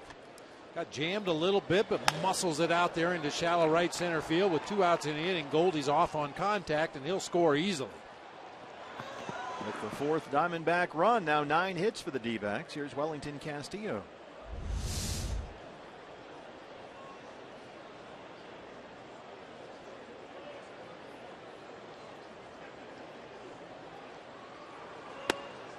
There's a strike. Well, he's singled in the second. He's 1 for 2.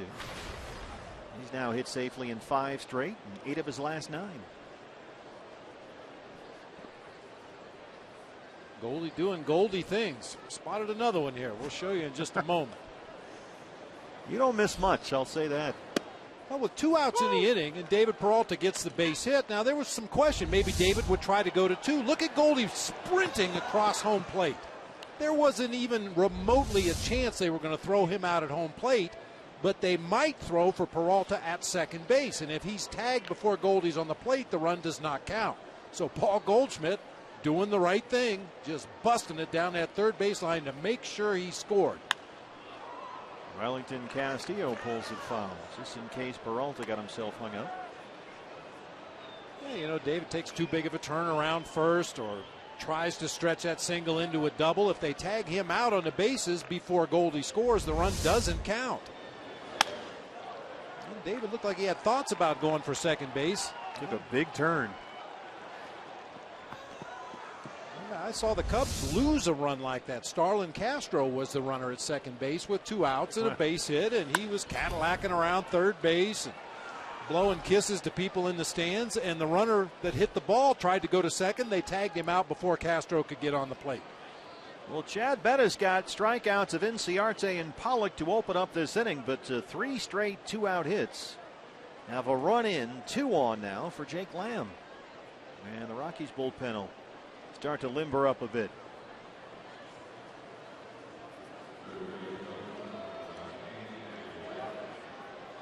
Jake Lamb, the hitter, he's 0 for 2. Told you that Bettis has a reputation as a strike thrower. He's been in or around the strike zone most of the night here. 72 pitches, 52 strikes. And the Diamondbacks already have 10 hits. So they have now had at least 10 hits in 11 of their 13 games against the Rockies this year.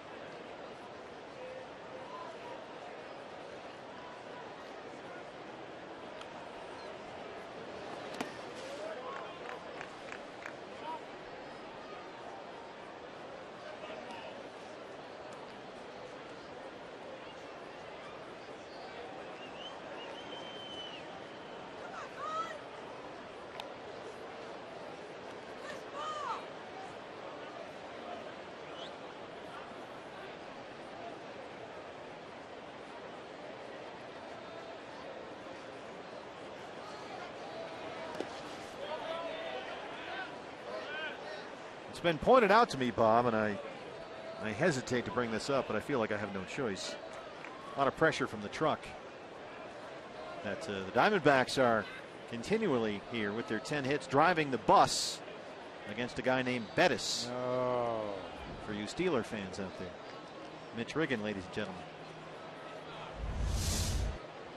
There it is. The bus, Jerome Bettis, Chad Bettis, yeah. He strikes out Lamb. 3 strikeouts in the inning for Bettis, but the Diamondbacks get 3 hits. David Peralta, the RBI single, has made it 4-1.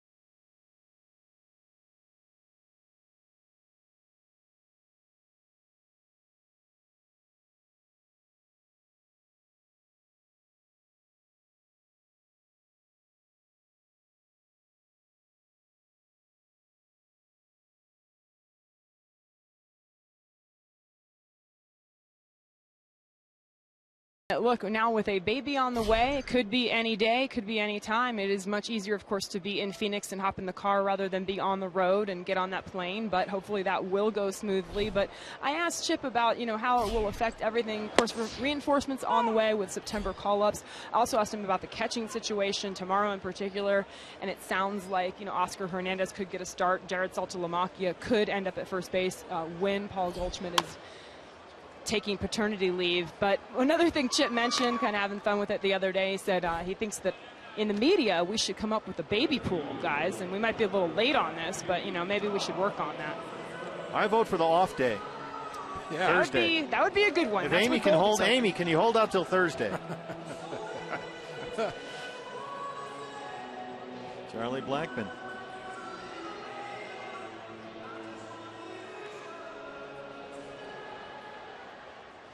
Blackmon 2 for 2, a single, a triple. He's stolen a base and scored a run.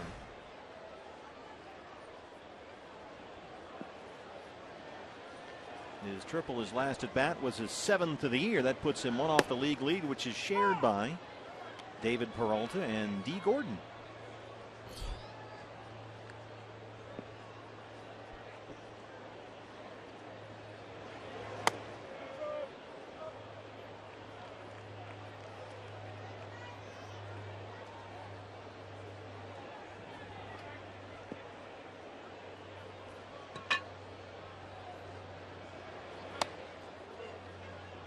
Two and one. Missed upstairs with a fastball at 94. So far, Robbie Ray, just 1 run on 4 hits. He has 7 strikeouts. He's walked only 1. It was intentional. But he's behind on the leadoff man. 3-1. The leadoff man's been a problem here. A base hit for the Rockies leadoff man in every inning of the ball game so far. Blackmon a single in the first. LeMahieu a single in the second. Blackmon tripled in the third. LeMahieu doubled to lead off the last inning. And Blackmon has a walk to lead off the Rocky fifth, with 1 out now. And that brings up Jose Reyes. So Blackmon aboard for the 3rd time here. He's already got 1 stolen base in the ball game. Early base runners throughout the ball game for Robbie Ray. For the most part, he's worked his way out of trouble, but it's more high leverage pitches than you'd like to see.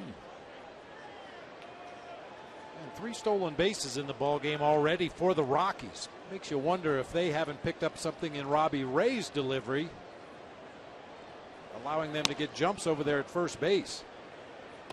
Ray is 0 for 2 with an RBI ground down. Blackmon has a steal. LeMahieu has a steal. Brandon Barnes has a steal.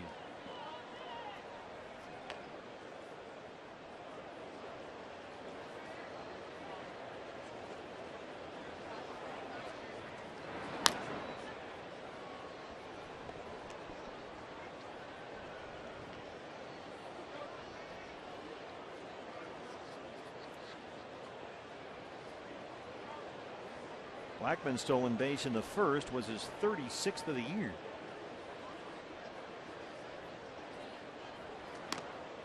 Yeah, back in that second inning, the Rockies stole 2 bases, and after Robbie Ray came off the mound, Mike Harkey grabbed him immediately in that third base dugout and apparently has noticed something. You see him pantomiming his delivery and something about holding the leg up there and the way he closes his front shoulder, maybe tipping the base runner. Reyes slaps that one foul. It's 1-1.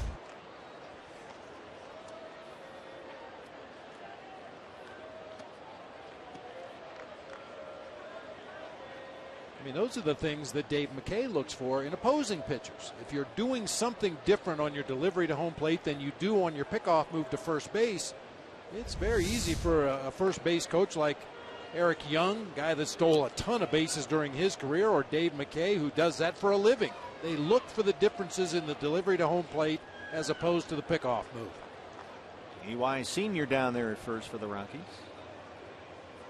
1-1 on Jose Reyes. He didn't go.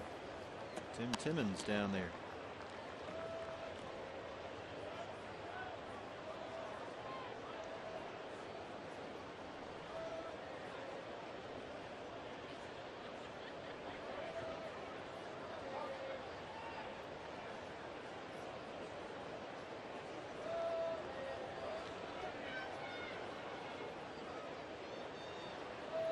Blackman holding all the way. Fastball misses up. And now Robbie Ray's worked himself into a little jam here. Behind on Reyes 3-1 with Arenado on deck.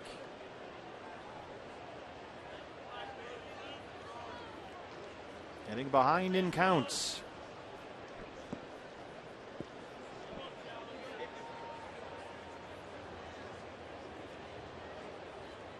Blackman holds again. That pitch is ball 4. Back-to-back one-out walks for Robbie Ray. Very close that time, right at the bottom of the strike zone. Does not get the call that time from Chris Siegel.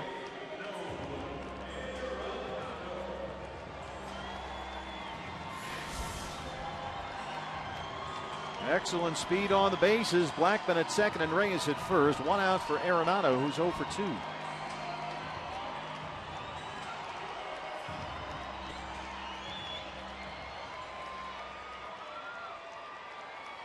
He has grounded out and struck out. Arenado striking out more frequently since the All-Star break, not hitting the ball as consistently hard. Certainly not like he did the first half of the year. This is not a guy who walks. He is up there taking his cuts. A very aggressive hitter.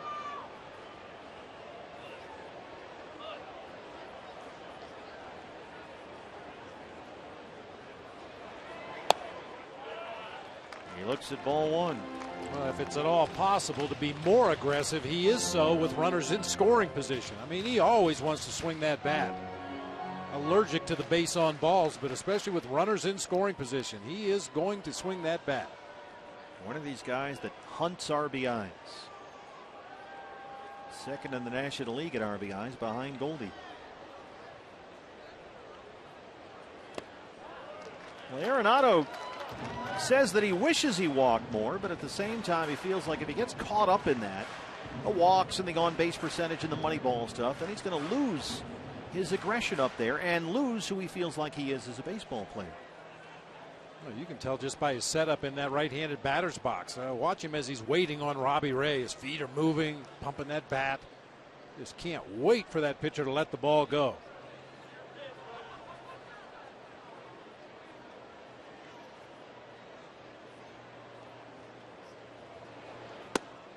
That's in there for a strike. 2-1.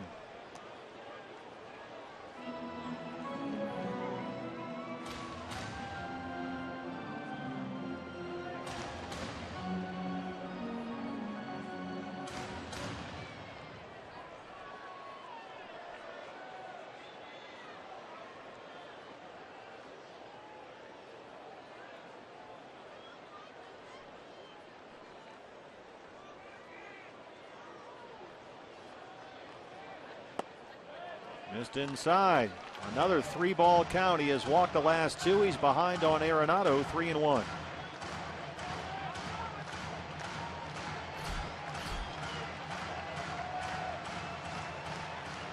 Struggling with command in this inning.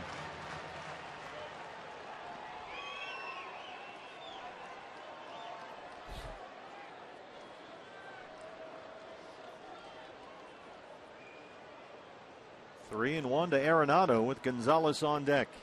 It's a tough spot right here. 2 on, 1 out.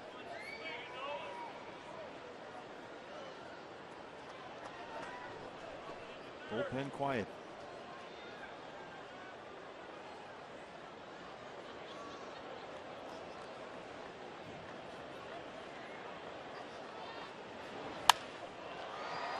Fly ball near the right field line. Inciarte coming in. 2 down. So it's a matchup of left-handers, Robbie Ray and Carlos Gonzalez, 2 on and 2 out. Well, that's a big out to get right there behind in the count. The entire at bat to Nolan Arenado. Got him to pop up to right field on a 3-1 pitch. Now you got to really bear down and make your best pitches of the game against Carlos Gonzalez. He has struck out Cargo twice tonight. The first time on a 94-mile-an-hour fastball. The second time, which was back in the third, on that mid-80 slider.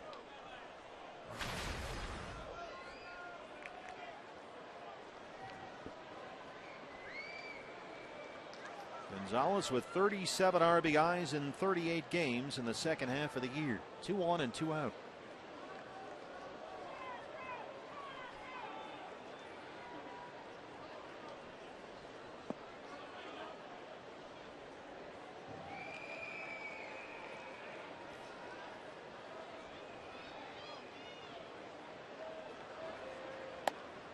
This is upstairs, 1-0. Chip Hale and Turner Ward, the hitting coach. Yeah, usually when you see a manager and a hitting coach talking while the team is on defense, it's something to do with who do you want to pinch hit in that pitcher spot. Robbie Ray is due up third in the top half of the 6th inning. Maybe just a little forewarning for whoever that pinch hitter might be if indeed Chip Hale wants to go that direction. Robbie approaching 90 pitches in the ball game. Through 4 2/3.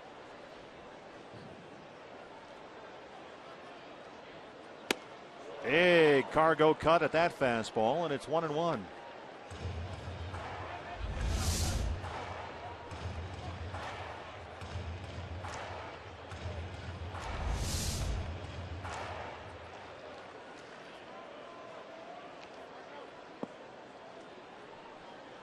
Got to be careful here. Gonzalez has homered in 5 of his last 12 games, leading the National League.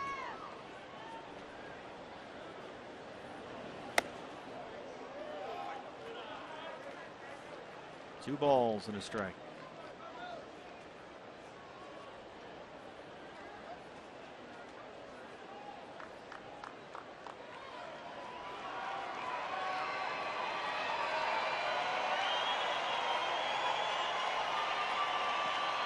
Looks like maybe they decided on Nick Ahmed. Looks like he's going to go down and take some cuts. 2-1 to Cargo.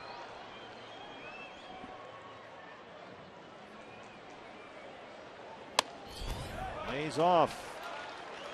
Fastball up and away, and it's another 3-ball count from Robbie Ray. He's gone to 3 balls on 4 consecutive hitters with a 1 out in this inning. Now 2 down after the flyout by Arenado.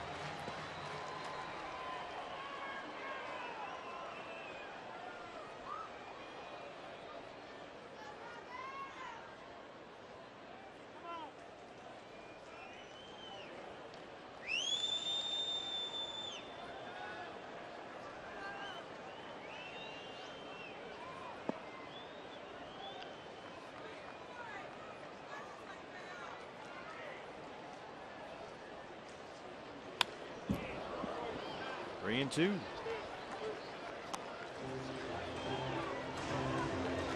Well, he went to 3-2 on Cargo in the 3rd and got him to strike out on that slider.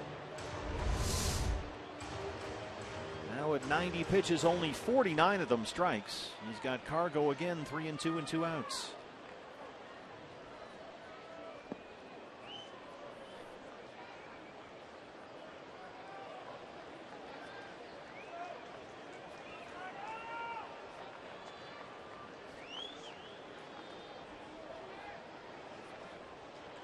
Make sure those runners don't lead too early. Blackman at 2nd and Reyes at 1st.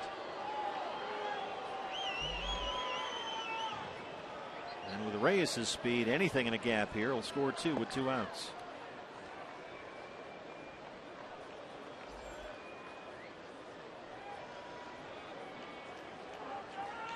3-2 pitch.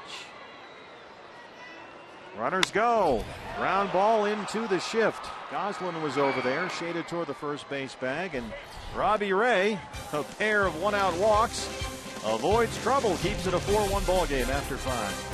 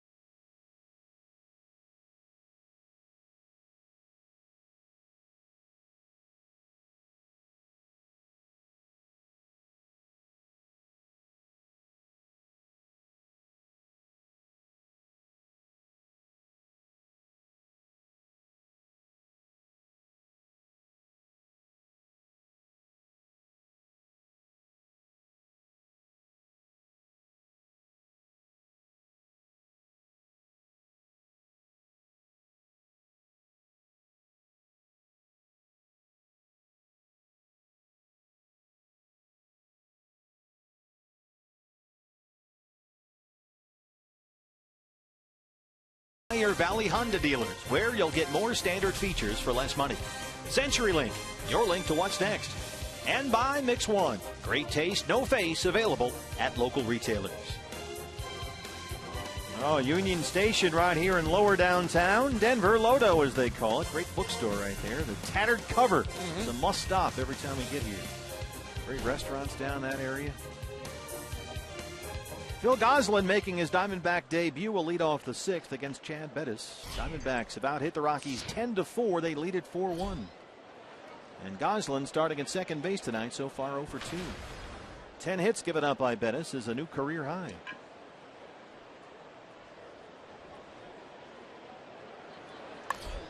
And a bunt for a base hit. He told us earlier that was part of his arsenal.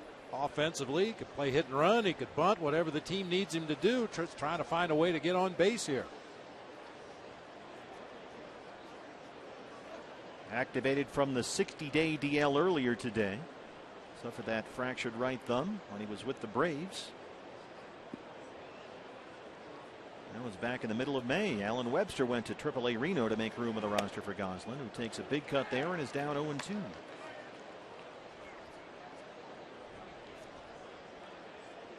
Suffered that left thumb injury diving for a ground ball May 17th.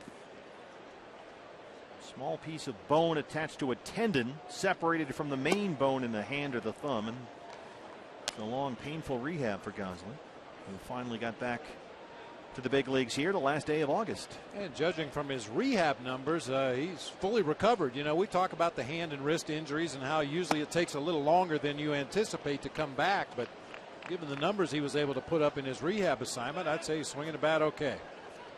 14 games with Reno, Visalia in the rookie league. Gosselin hit .316.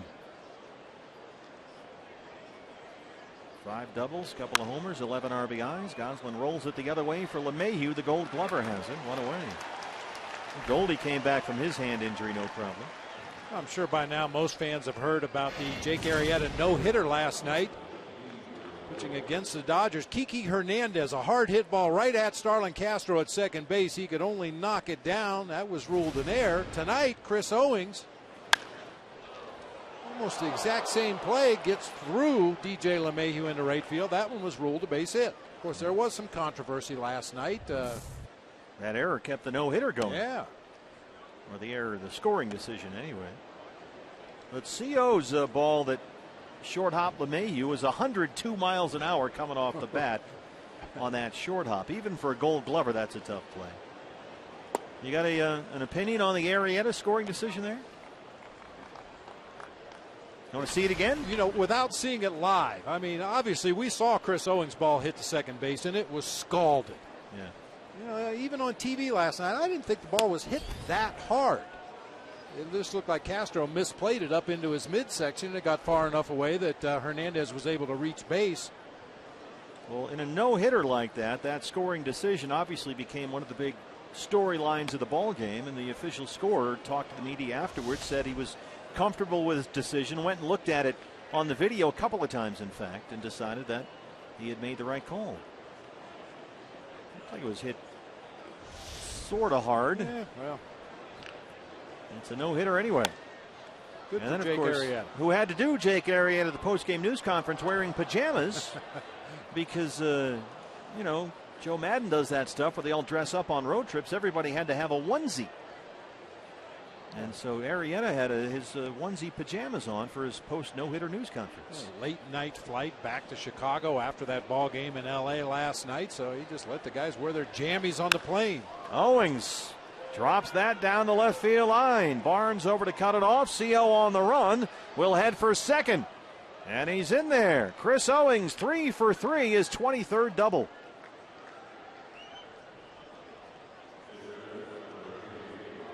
And these are the Cubs at Dodger Stadium just before they left for the airport. Everybody wearing their jammies.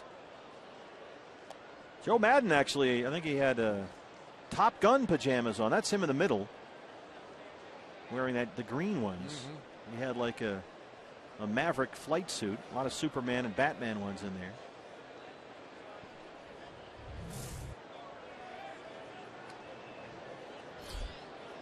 Robbie Ray, who had a sac bunt after the Owings base hit to lead off the third.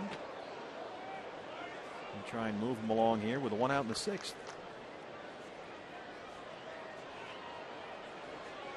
We talked about maybe having Nick Ahmed hit for Robbie Ray in this situation. Saw Nick look like he was taking a bat to go down to the cages underneath the tunnel here. Rockies bullpen gets busy.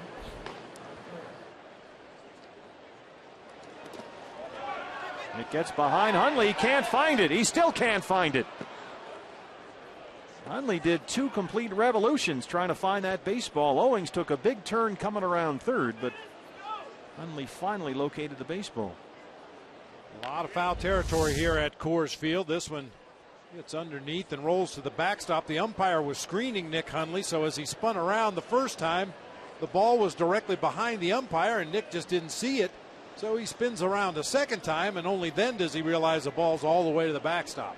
It's a wild pitch. The infield will come in now with Owings at third and 1 out. 1-1 on Ray.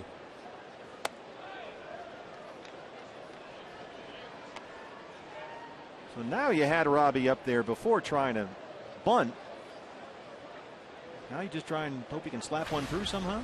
Yeah, with the infield drawn in, yeah, just put the ball in play. Not much range for the Rockies infielders playing that shallow. It's a pop-up, shallow left center. Blackman and Barnes coming in. It's Barnes who runs it down. Owings was halfway to home, and he'll go back to third. That's the second out.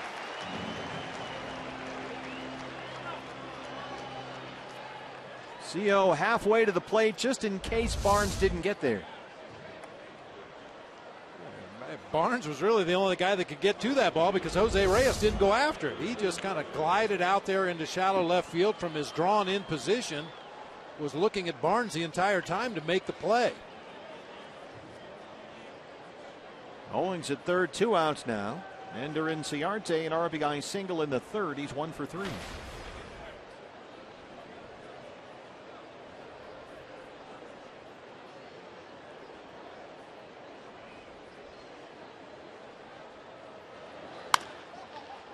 Bouncer to second. LeMahieu's right there, and they strand Owings at third. Bottom 6 coming up from Coors Field. Diamondbacks lead the Rockies 4-1.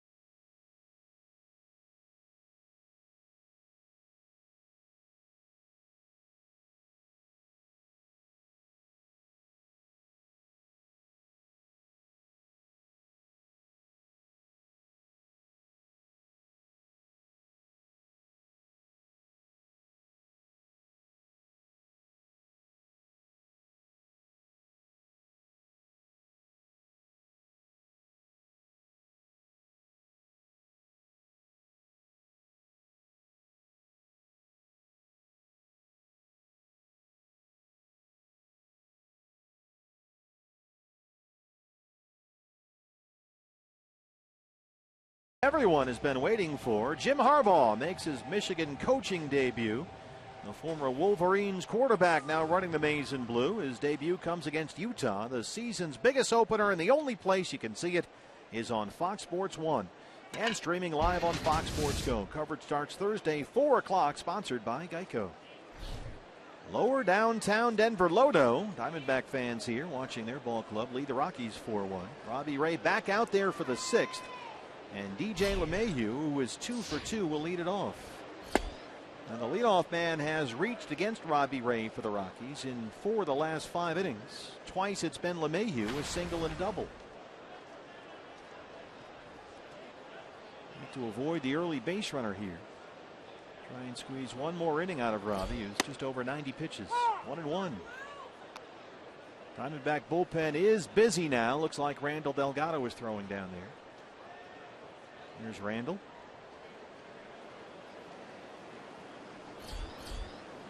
And Robbie, who really labored to throw strikes in that 5th inning. See if he can get through 6.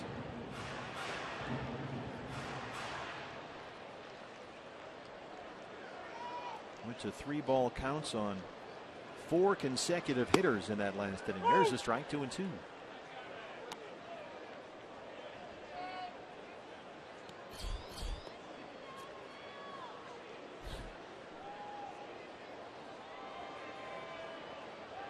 Mayhew, Hundley, and McBride due up in the Rockies 6th, 5, 6, and 7.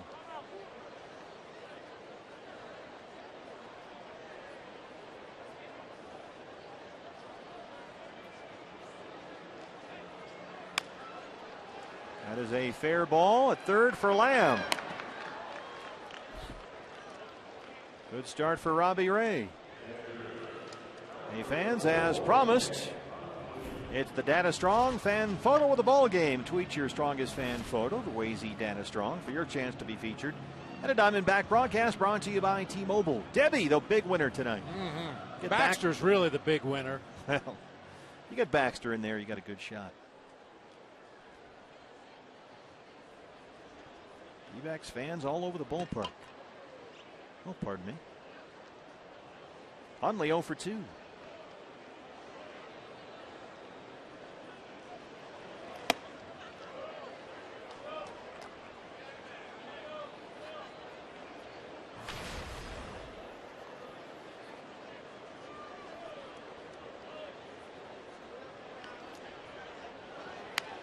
Robbie, by the time he gets to 100 pitches, is going to be right about only 50% strikes. Just a little bit over that mark right there.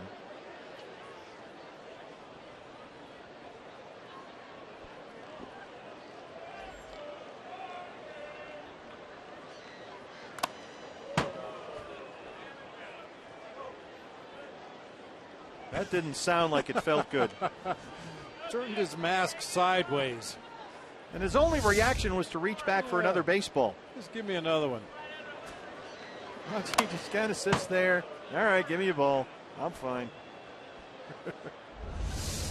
You people are nuts. You notice Wellington, and we've talked about this in the past. Jared Saltalamacchia does the same thing. They wear the bill forward on the helmet.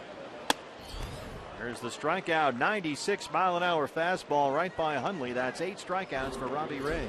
Is that to keep that thing from spinning all the way around? Well, I think it helps keep it from spinning as much as it does, and also having that very firm, rigid bill of the cap sticking straight out against the mask. It's less likely that mask is going to come back and impact into your head or your face. That time it spun it right off the bill of the helmet, but he's all right. Give me another ball. Robbie Ray, 8 strikeouts. That ties his career high. It's the 4th time he's done it this year. 2 down now for Matt McBride. Look out. Base hit to center.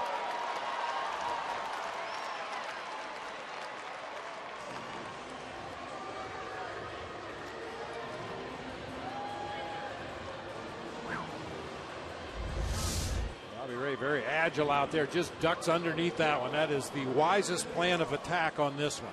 Get out of the way.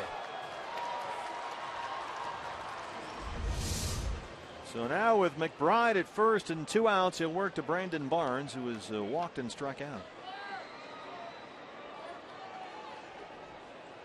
A slow August for Brandon Barnes. He's hit under 190 this month.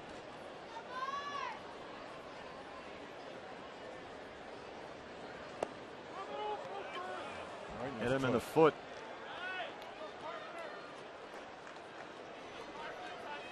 And now with the pitcher spot coming up, we'll see Kyle Parker, a former Clemson quarterback, come up to hit for Bettis. Chip Hale looks like he's ready to go. Delgado's been warming up the right-hander in the Diamondback bullpen. And now here's Parker being announced.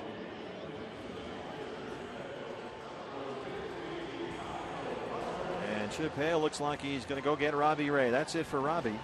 Tied a career high with 8 strikeouts. Gave up just 1 run on 5 hits. He walked 3 unintentionally. And he'll leave here with 2 on and 2 outs in the 6th. Randall Delgado on the way in, back after this.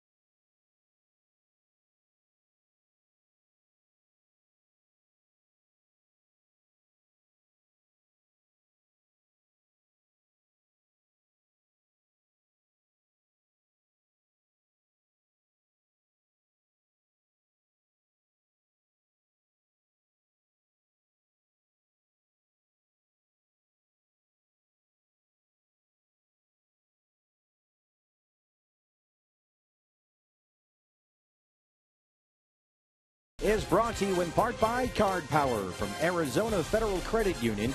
Now that's the power of us. And by Phoenix International Raceway. Join PIR on November 15th for NASCAR. Visit us at phoenixraceway.com and get your tickets now. 6th inning in Denver. Diamondbacks have a 4-1 lead. Rockies with 2 on and 2 outs. And on to face the pinch hitter Kyle Parker, the right-hander Randall Delgado. He's got Matt McBride at second, Brandon Barnes at first. 48th appearance for Randall, a 3.02 ERA. Kyle Parker, 188, a pair of home runs. His first 2 homers in the big leagues. There's ball 1. He's been up with the big league club since the first day of August. He has played most of this year at AAA Albuquerque. 93 games there, hit .280 with 9 home runs.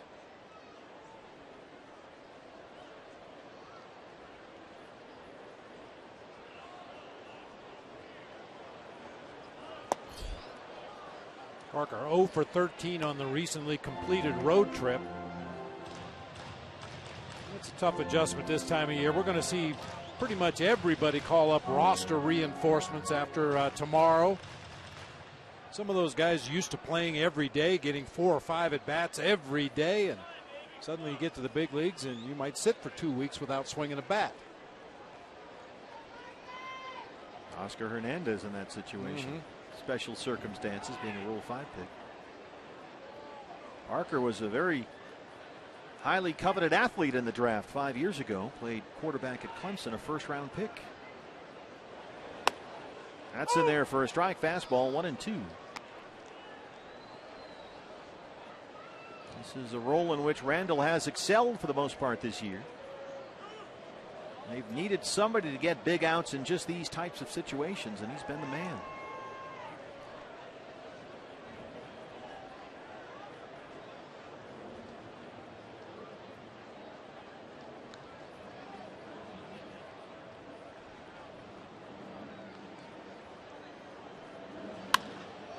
In the air, right field, Inciarte. Ender's got it. Randall Delgado strands 2, keeps it a 4-1 ball game, and Robbie Ray leads it 4-1 through 6.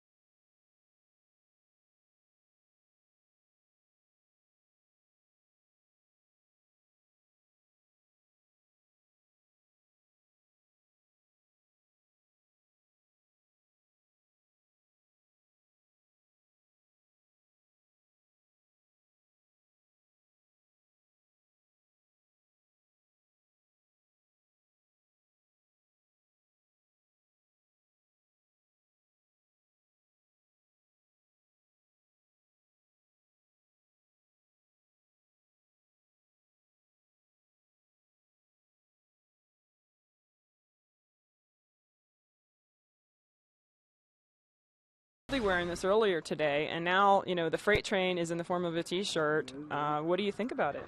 It's pretty good. It's pretty fun. I mean, they started calling it a freight train, so I just decided to, my agent, they make a T-shirt with my lean bag right here and the freight train. It's kind of fun. Everybody liked it, so I'm just trying to get more for all my teammates so they can wear it, so we can get the freight train power.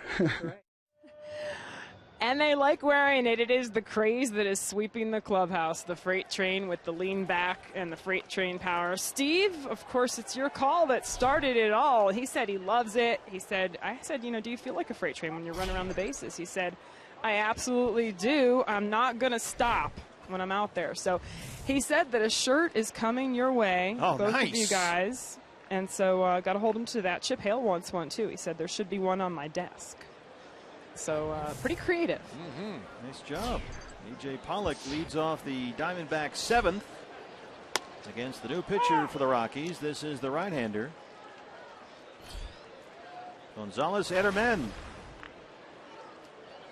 Recalled from AAA Albuquerque in the middle of this month.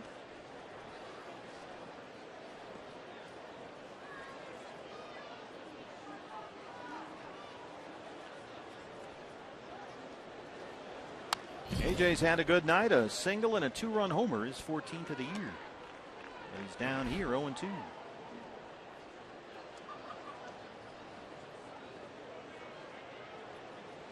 Of course, the reason we called David Peralta the freight train is the way he runs the bases. There is nothing more fun to watch David try to either leg out a triple or go first to home trying to score on an extra base hit. That's when that freight train really gets cranked up. And he has become legendary for running the bases with complete and total abandon. Real power. It's not reckless. And he's got good speed, but there's a certain sort of diesel engine element to it. I mean, there's a lot of power coming around those bases.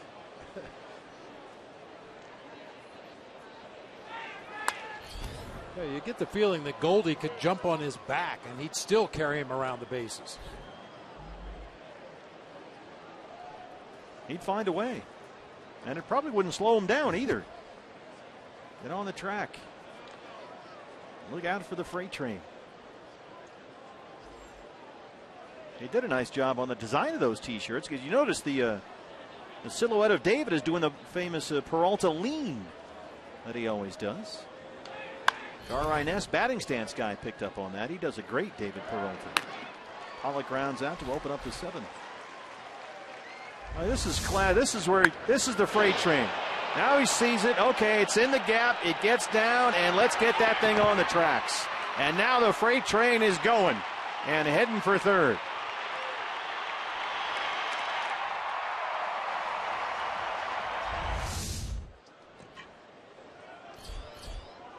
That's going to become a hot item. Yeah, the first halfway down the first baseline, it was more like a, what do you call those trains? The yard goat? Freight train's better than yard goat. How it was about like that? a sightseeing train. You know, he was just jogging up the first baseline, watching the flight of the ball, and when it stayed in the ballpark, then he switched it into diesel. Goldie's got some power himself. That's headed for the right field corner. Cargo gives it a look, but it's in the seats.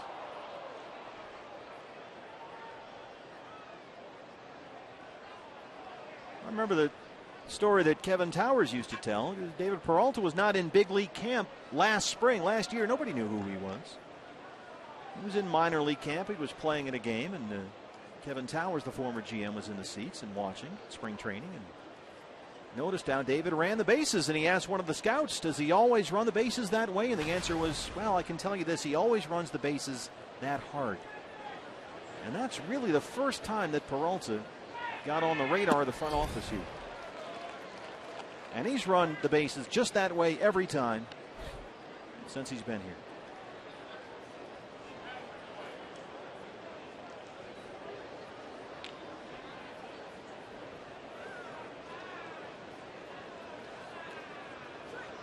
One and two on Goldie.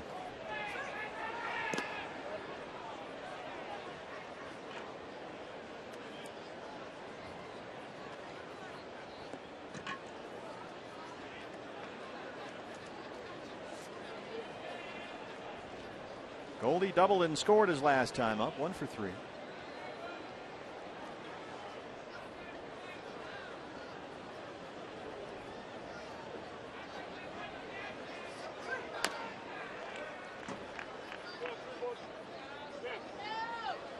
The Rockies obviously aren't expecting Goldie to pull a ball down into that left field corner. You see where Barnes is. He's positioned right in the left center field gap.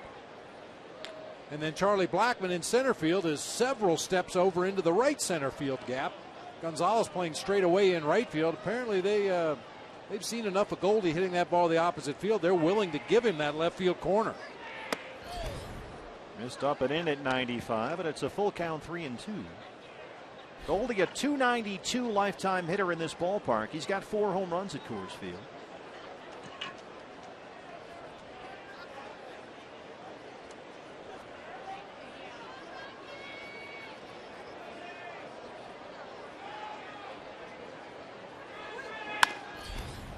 Reyes at shortstop. 2 outs.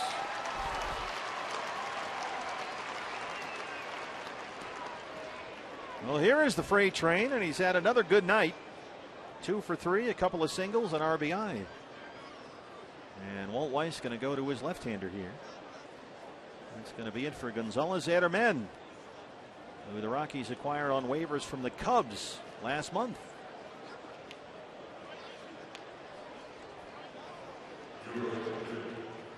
Christian Friedrich coming in, the left-hander to face Peralta. Diamondbacks lead at 4-1. Back after this.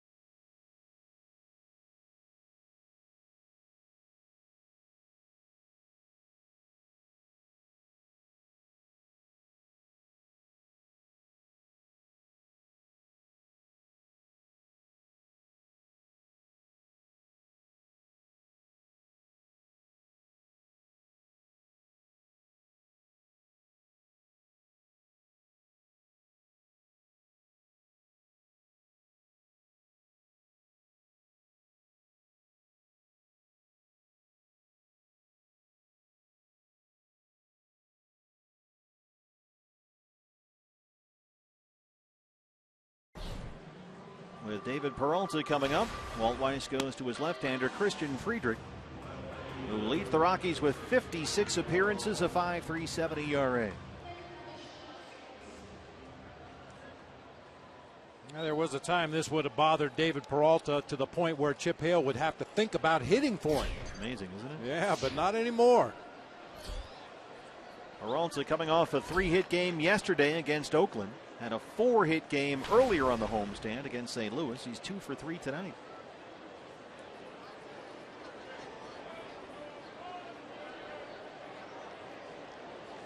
Shift is on for the Rockies. Reyes, the shortstop, moves to the first base side of second. That's Arenado, the third baseman, over there on the left. And David this year, much improved. 197 versus lefties last season, over 260 this year.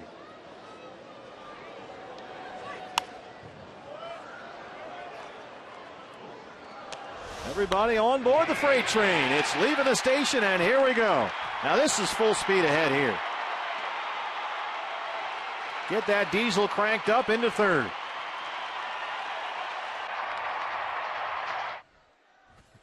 That is a good-looking shirt, doing the Peralta lean-back pose there. There's number 6 on the front of the locomotive there. It's all marketing, BB. It's all in the marketing. That is a sweet T-shirt. I think you and I should be getting a piece of this action. Well, that's all you, partner. You dropped the freight train on him. I just adopted it after you dropped it on him. 1-2. Well, I'm just glad he likes it. It sure does work. It's fun to watch. Union Station right down the street. Nice work. Everybody in there, it is beautiful in there. They got restaurants in there. It's terrific. Old building right in downtown Denver. Well, the freight train falls off the tracks that time. Friedrich comes in, gets the strikeout. We will stretch it. Coors, it's 4-1 D-backs.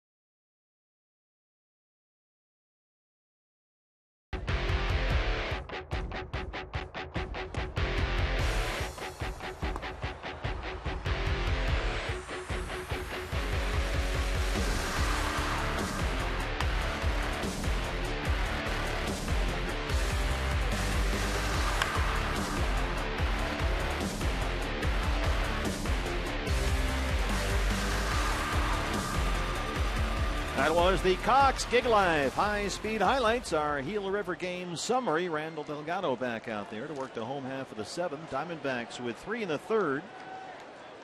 2 coming on an A.J. Pollock homer, his 14th of the year. They have out-hit the Rockies 11-5 and lead it 4-1. Charlie Blackmon leads off the seventh. He has singled, tripled, walked, and scored a run.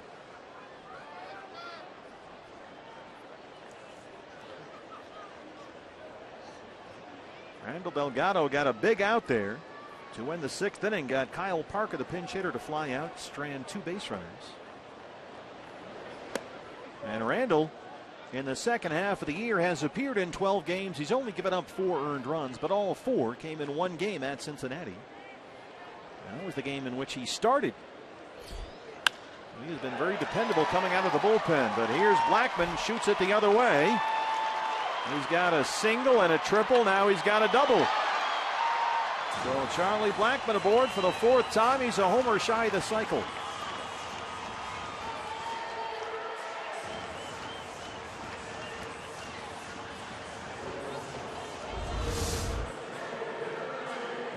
That is not a bad pitch from Randall Delgado. Tailing fastball on the outside corner at the knees. Charlie Blackmon just goes down and drives it to the opposite field. Hesitated ever so slightly around first base. David Peralta went down to the ground to make sure that ball didn't get by him all the way to the wall. That's when Blackmon decided to go ahead and stretch it into his 27th double of the season. He's at second, nobody out. Here's Jose Reyes, the switch hitter, who will hit from the left-hand side now against the righty Delgado. There's the strike, 0-1. Reyes walked his last time up, had an RBI ground out in the 3rd. Talking about the trade that brought Reyes here from Toronto that sent Troy Tulowitzki to the Blue Jays. Tulo's got 4 homers with Toronto, but Reyes' numbers are actually a little better than Tulowitzki. Tulo's hit .230 since that deal. Reyes is over .250. Reyes has 3 homers and he's got more RBIs. And the Rockies, with all the math settled, saved about $50 million when they traded Tulo. Block there by Wellington Castillo keeps Blackmon at second.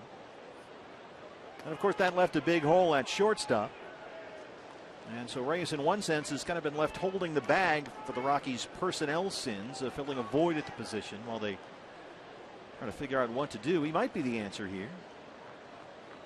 He's only 32. Doesn't he do like $22 million next year? I thought I saw that in the local paper today. We were talking Reyes? about the Rockies. Yeah, they weren't quite sure what was going to happen moving forward because of that payroll next year. Yeah, Reyes is owed $48 million on a contract for 2016 and 17 if you include the buyout on the 2018 option. So he still carries a pretty nice chunk of change. It had been reported they did send the Rockies Jose Reyes through waivers. He cleared waivers. No one claimed him, so they are free, reportedly, to work out a deal if any other club has interest. And they want to move the money. But I tell you what, the way this guy still runs the bases, he can still get it done on the bases. He's still got the speed. You put him in this ballpark, on this grass surface, which is easier on his knees, he could do very well here.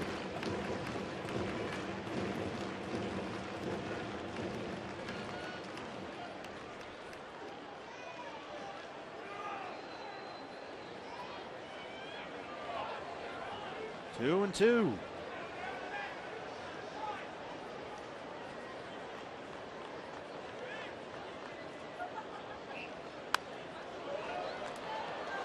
Reyes said coming to the National League again, where he was a star for the Mets. He knows he's going to perform. And he said, don't worry, at the end of the year, you'll see his numbers. The numbers are always there. But he does not want to lose. He doesn't want to spend the rest of his career, he says, on a last place team. And the Rockies have a young shortstop, I believe his name is Trevor Story, that they think is going to be a really good big league player and a heck of a lot cheaper than Jose Reyes. So depending on where the Rockies think they are next year, are they going to be a competitive team in the West? Are they in a rebuilding program? I don't know if that question's ever been answered here in Colorado.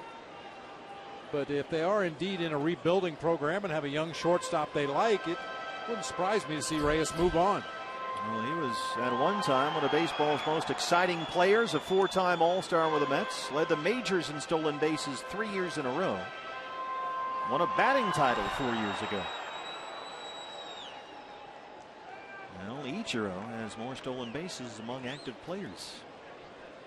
Turned 32 years old in June, Jose Reyes. Blackman at second, 2-2 on Reyes.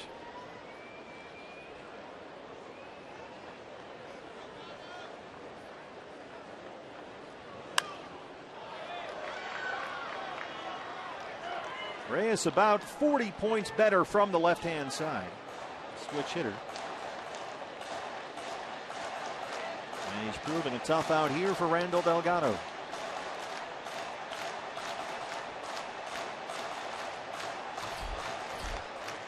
Seventh pitch of the at-bat coming up.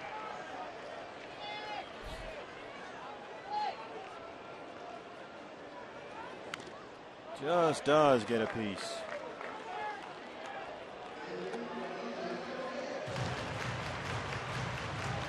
Tell you what, Tulo's numbers might not be quite what Reyes's are here, but that Blue Jay team is a juggernaut. Ooh. They will just bludgeon you to death. Encarnacion is hitting a home run every time he's up there. Donaldson might be the MVP. They had Tulo. That team can just rake.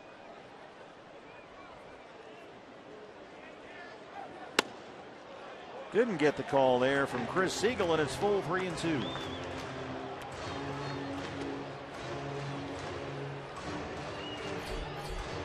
Nolan Arenado on deck, Cargo behind him.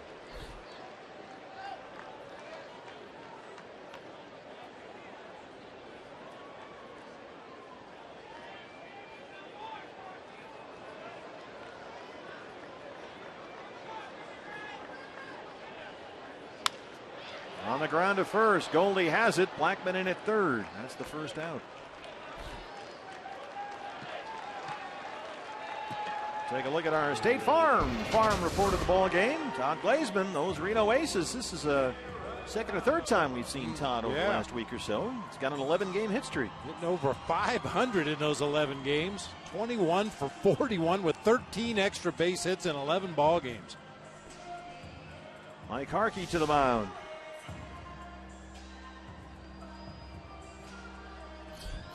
Matt Reynolds, the left-hander, you figure he's getting loose for Cargo. Who's on deck, he'll follow Arenado. The Diamondbacks tonight have done a good job with these key bats in the Rockies lineup, 3 and 4. Arenado and Gonzalez tonight 0 for 6. 3 strikeouts. They have stranded 6. That's one thing about Robbie Ray's outing tonight. He gave up 2 hits to Blackman. He gave up 2 hits to LeMahieu and 1 to McBride. Talk about scattering 5 hits when 2 guys have 4 of the 5 hits against you. Obviously, they're not going to be back-to-back in the lineup where they can do some damage. Really nice job of spreading it out tonight. Yeah, Robbie struck out Cargo twice. He got Arenado once. He got Reyes once. He got Hundley twice. Tied a career high with 8 punch-outs. 0-1 now on Arenado.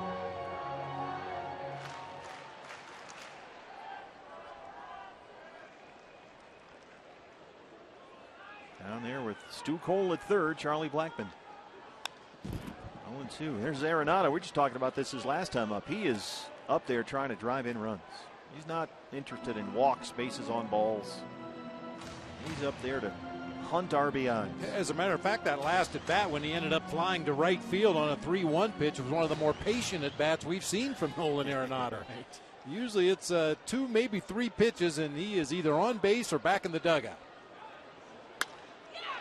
Lines it right to Goslin at second. He's back in the dugout. That's the second out.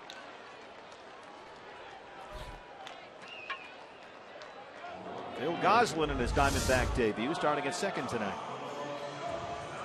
Right in his tracks. Maybe a half a step to his right. Went down like a catcher squat to snare that one. Well, Chip Hale has had the lefty Matt Reynolds up. Here comes Cargo. 2 outs and Blackman at third. Keep in mind you have a doubleheader tomorrow. Going to be a long day for both bullpens. Yeah, I think had Arenado reached right there and Cargo would then have represented the potential tying run, you probably would have seen Reynolds right here, but we'll let Randall Delgado try to pitch himself out of this.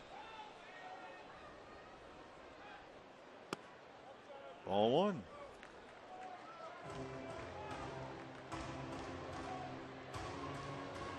Rockies 0 for 14 tonight with the runners in scoring position. They have just 1 run on 6 hits.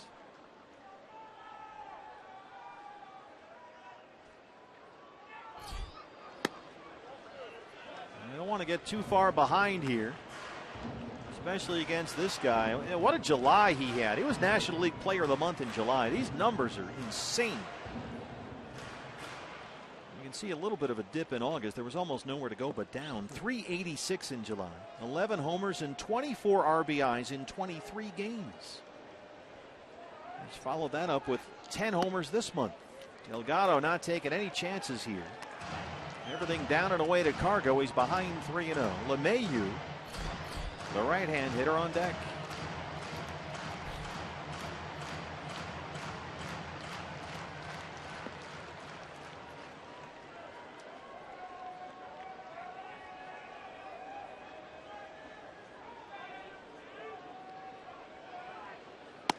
Nothing close.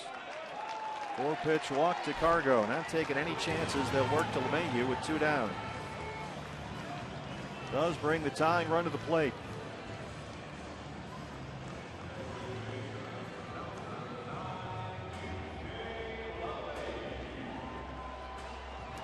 LeMahieu singled in the second, doubled in the fourth, grounded out his last time, up 2 for 3. Began the night 8th in the league and hitting at .309. He's up from that now. 5 homers, a career high. He's got Blackman at third and Gonzalez at first.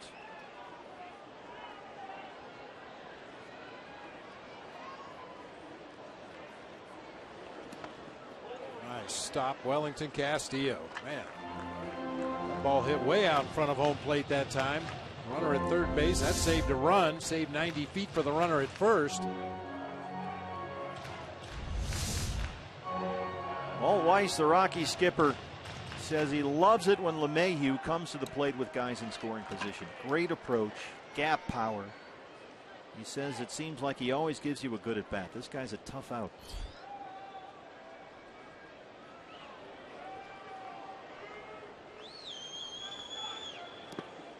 In the dirt, Randall behind 2-0. Don't want this thing to snowball here with 2 down. 2 outs and runners in scoring position. Better than .350 for DJ LeMahieu. Blackman at third, Cargo at first. Well, LeMahieu is an example of a guy that kind of slipped through the cracks with the Chicago Cubs. They had some guys at his position that they liked a little better. Darwin Barney, Starlin Castro, a couple of other farm hands, and they dealt him here to the Colorado Rockies for Ian Stewart. How'd that work out? Ouch, big. LeMahieu, one of the great baseball programs in the country, LSU, same program that produced Aaron Hill. He was a 2nd-round pick by the Cubs in '09. And he's a big guy for a second baseman, 6'4", 205.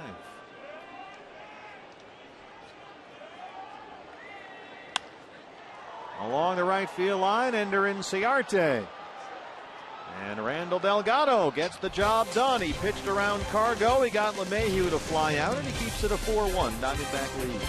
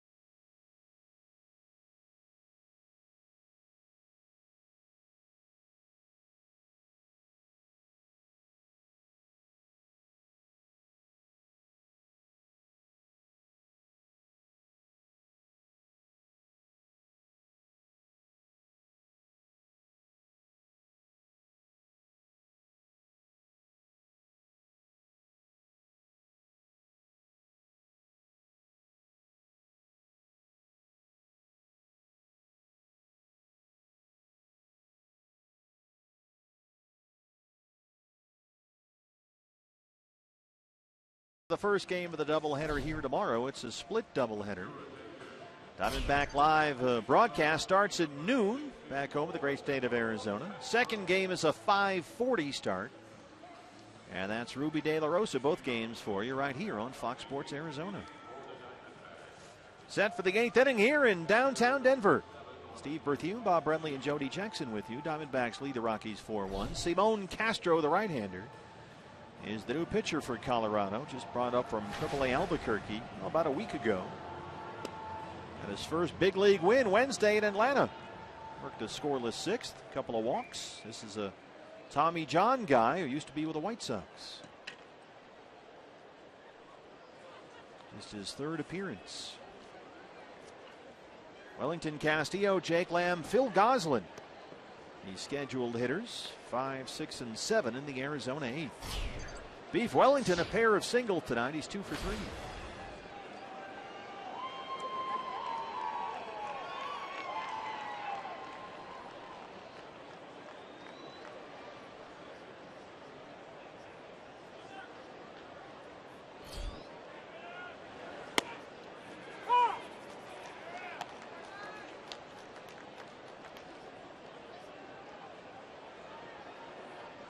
Diamondbacks have out-hit the Rockies 11-6. D-backs have had at least 10 hits in 11 of their 13 games versus Colorado this year. Bob, you talked about that at the top of our show. Diamondbacks, I don't know if it's the ballpark, if it's this pitching staff, but they have feasted offensively against the Rockies this year. The Diamondbacks have actually played solid baseball on the road all season. They're in even 500 on the road going into play tonight. However, they're 4 games under 500 at home. That's really puzzling. Well, the last homestand didn't help. Yeah, that didn't help anything. Yeah. Cardinals really, every game except for that 9-1 game was close. They had their chances, just couldn't find a way to get it done.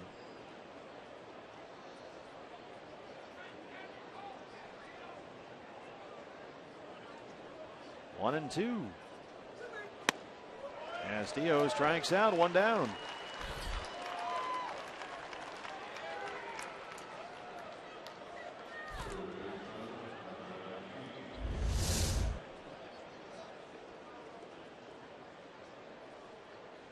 Castro's a big dude out there. Long arms, very short, abbreviated delivery. He sets really high in his set position. Of course, he throws out of the stretch all the time.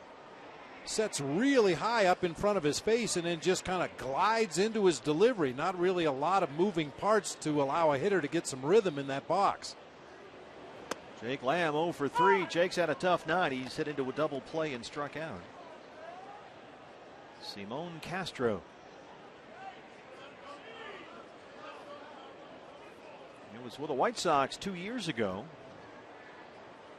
They let him go. Rockies picked him up. He missed all of last season with Tommy John surgery. Originally signed by the Padres. There's a deep fly ball to left that Barnes has just on the warning track for allowed out number 2. Jake 0 for 4.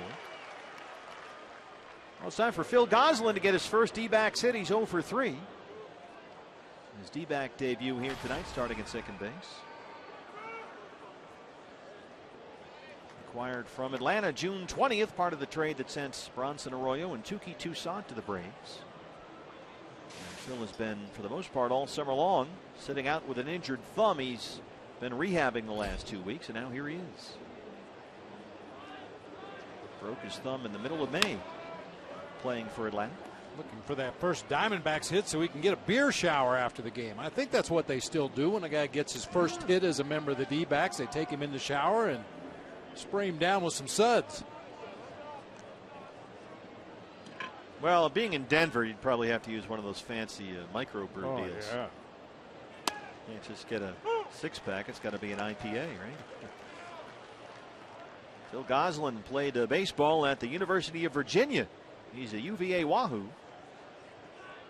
5th round pick out of Charlottesville by the Braves 5 years ago. From Malvern, Pennsylvania.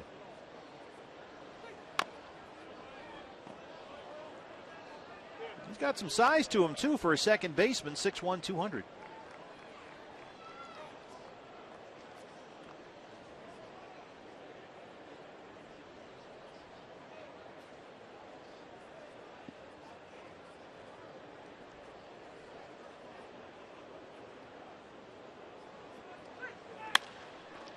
On the ground to Reyes at shortstop. Simon Castro comes in, works a 1-2-3-8. Diamondbacks lead the Rockies 4-1.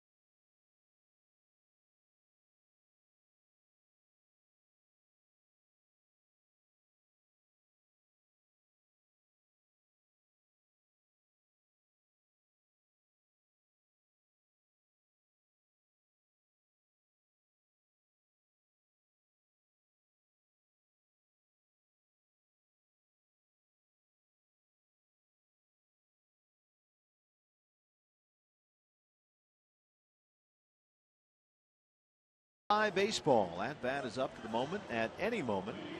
With in-game highlights, live look-ins, replay reviews, radio broadcast, StatCast, and more. You can get MLB.com at bat for your smartphone or your tablet. Diamondback Nation in the house with the souvenir. David Hernandez on to work the 8th, his 30th appearance. Double switch for Chip Hale here. Defensive changes behind him. Chris Owings moves over from shortstop to second, replacing Phil Goslin, who made the last out of the top of this inning. Nick Ahmed now in the ballgame. He'll take over at short. And the pitcher spot now 7th in the Arizona order. Ahmed bats 9th. Nick Hundley 0 for 3, struck out twice.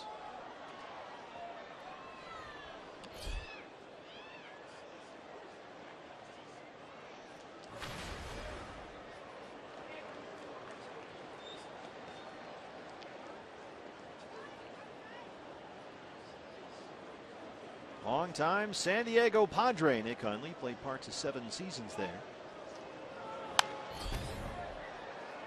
He was dealt to Baltimore at the end of May last season. Orioles needed a catcher. They lost Matt Wieters for the year. And Hundley wound up with a postseason with Baltimore for the first time in his career. And now here he is in Colorado on a 2-year deal.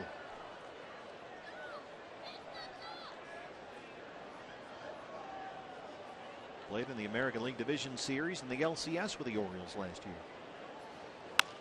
And he's got a base hit. The 0-2 pitch right back up the box, a leadoff single.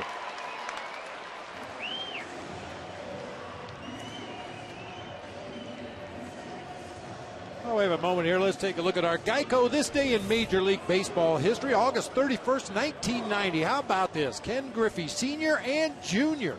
become the first father and son combo to play in the same major league lineup. Junior was 20, Senior was 40.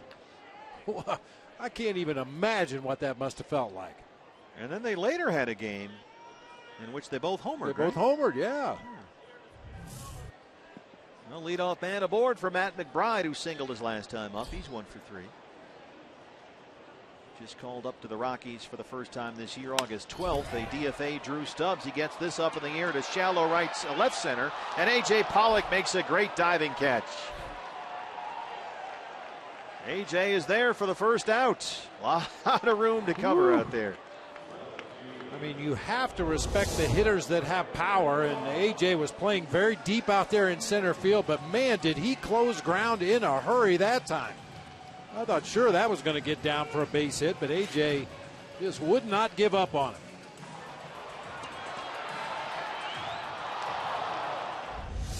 Well, that drops in. You bring the tying run to the plate with nobody out, so that's a big out one here in the 8th. Brandon Barnes now. Pitcher spot is due up next, and the left-hand hitting Ben Paulson is in the on-deck circle. Here's ball 1.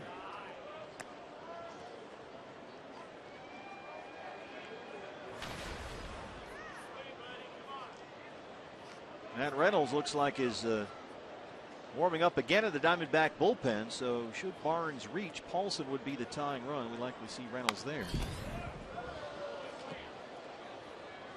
Yeah, there was an opportunity for Chip Hale, if he wanted to bring in Reynolds to face Carlos Gonzalez in that 7th inning. Instead, he had Randall Delgado pitch around and walk Gonzalez, and then they got LeMahieu to fly out to right field. The upstroke is you save your lefty just in case there's another at bat sometime in the 8th or 9th inning when you want to have a lefty on lefty. Paulson, 280 and 10 homers. He's had a good year filling in at first base for the injured Justin Morneau.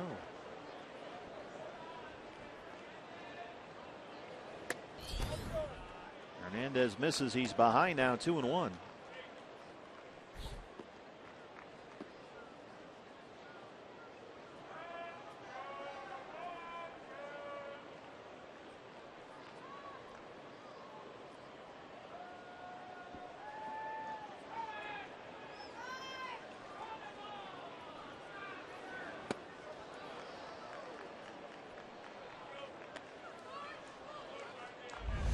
Good slider that time from David. That's a pitch that's been really inconsistent for him since coming back from the Tommy John surgery. Just can't seem to find a really good, consistent release point to keep that ball in and around the strike zone, but threw a good one right there. 2-2.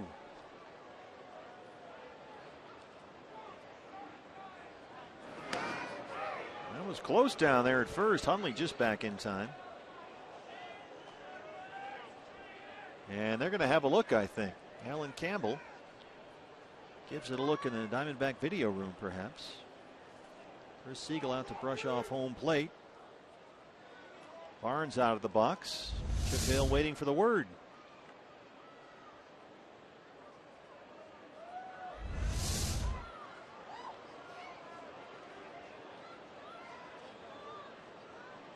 Well, the phone's not working, I believe he said. Yeah.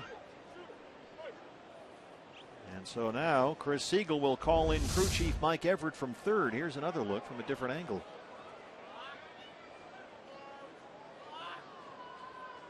Yeah, the ability to take a look at these plays on replay, it changes a lot of things about the game. It used to be you had tried to tag at the base when a guy's diving back in, but now you just want to get the tag on him as quickly as you can. Goldie put the tag on up near the right shoulder. Couldn't really tell if Hundley had the hand back on the bag. Headsets are on. There is no official word that this is a Diamondback challenge. So now here it is. The D-backs are challenging. The safe call at first base. It's another replay review brought to us by Mix One.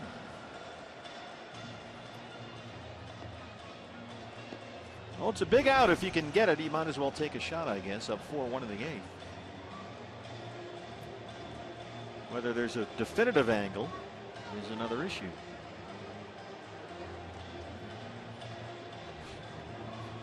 Boy, even there, it's hard to see where Hundley's hand is behind Goldie's foot. Yeah, that was really close, though. Goldie does exactly the right thing. Wherever you catch the ball, tag the body part that's closest to you. Don't worry about going to the bag over there at first base. That's one big difference at first base on a pickoff attempt as opposed to a stolen base at second or third. Well, David Hernandez will keep throwing some warm-up pitches while New York has a look.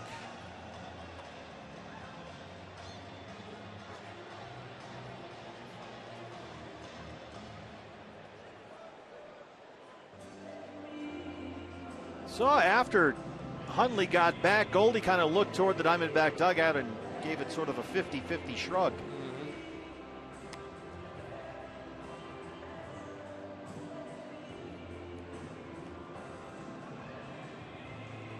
And here's the call.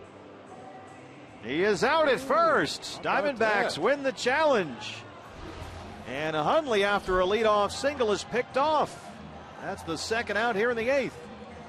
Now let's take a look. Those are the two best angles we have synced up to the exact second. Doesn't look like on the left there that Hundley's hand is all the way in.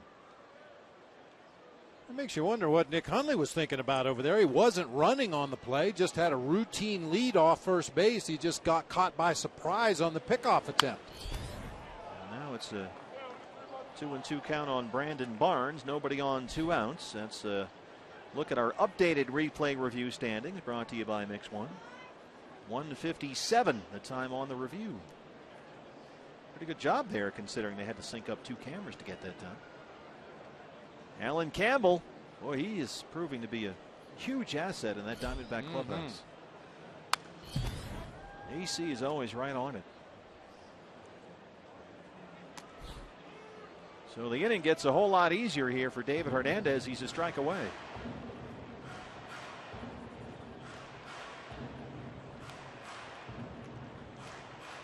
Reynolds is ready down there in the Diamondback bullpen in case he has to face Paulson.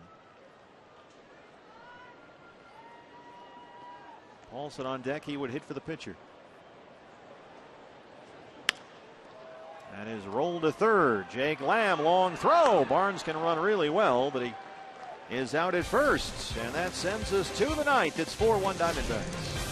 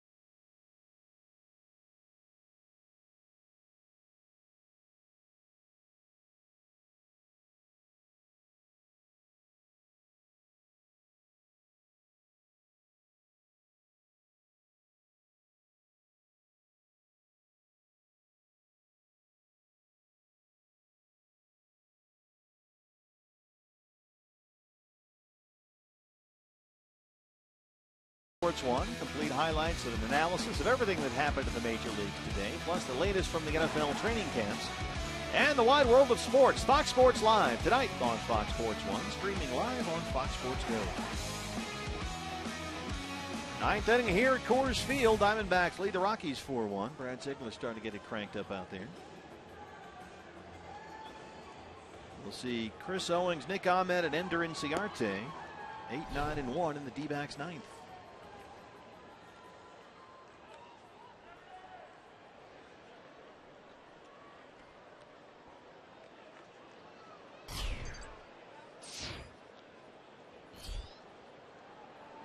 Chris Owings had a great night here. 3 for 3, 2 singles, a double. He has scored a run.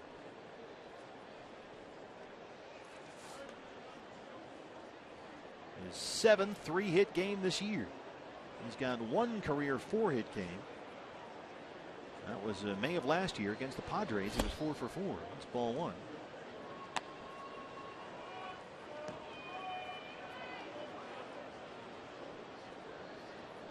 You know, partner, I think we both assumed it was a double switch when David Hernandez came into the ballgame along with Nick Ahmed. But what Chip Hale did was just insert Ahmed into Gosselin's spot in the lineup, the 7 hole, so he could pick his pinch hitter in the 9 spot. And he's going to use Jared Saltalamacchia, who's out there on deck. Yeah, otherwise you're locked into Nick Ahmed batting 9th, and I think Chip decided for this particular instance he would rather pick his pinch hitter in that 9 spot.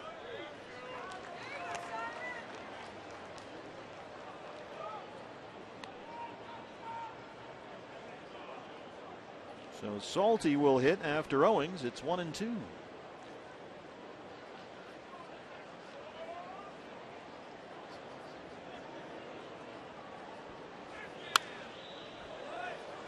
We just finished playing a series at home against the Oakland A's and Bob Melvin, and I guarantee you that's something Chip learned from Mel, because it's something that Mel and I used to talk about all the time.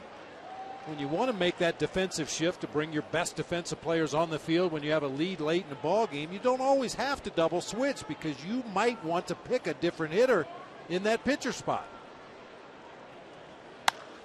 Owings shoots it out to Cargo in right.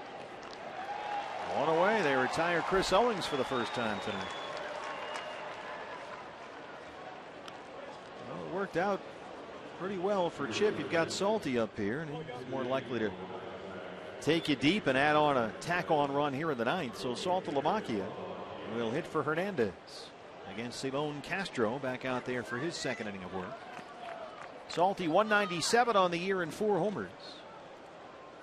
6 for 17 this year as a pinch hitter.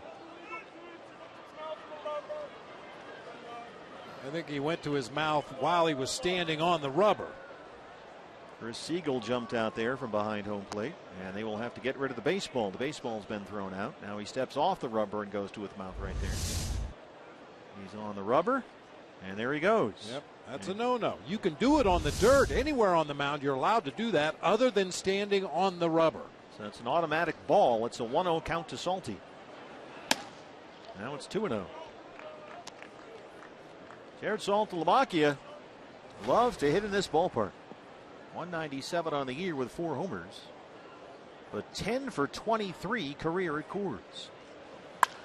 And he drives this one to the gap in right center field. Long run for Blackmon, who makes a diving grab. Charlie Blackmon takes extra bases away from Jared Saltalamacchia. 2 down. I showed you a graphic earlier with A.J. Pollock and Charlie Blackmon. 10 homers, 20 doubles, 30 stolen bases, and they've each made an outstanding diving catch in center field tonight. Blackmon taking extra bases away from Saltalamacchia that time.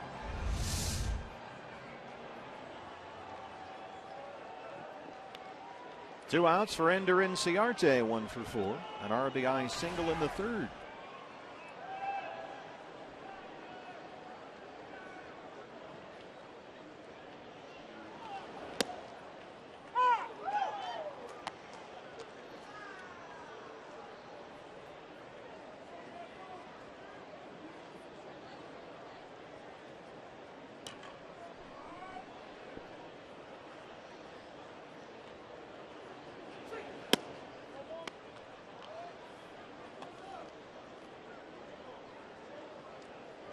Rockies in the 9th will have the pitcher spot leading off, and then the top of the order, Blackmon and Reyes. Arenado and Cargo behind them. And Reynolds still throwing. Brad Ziegler ready. Bounced over the mound right to Reyes. Well, bottom 9 coming up. Diamondbacks have a 4-1 lead. Here comes Brad Ziegler.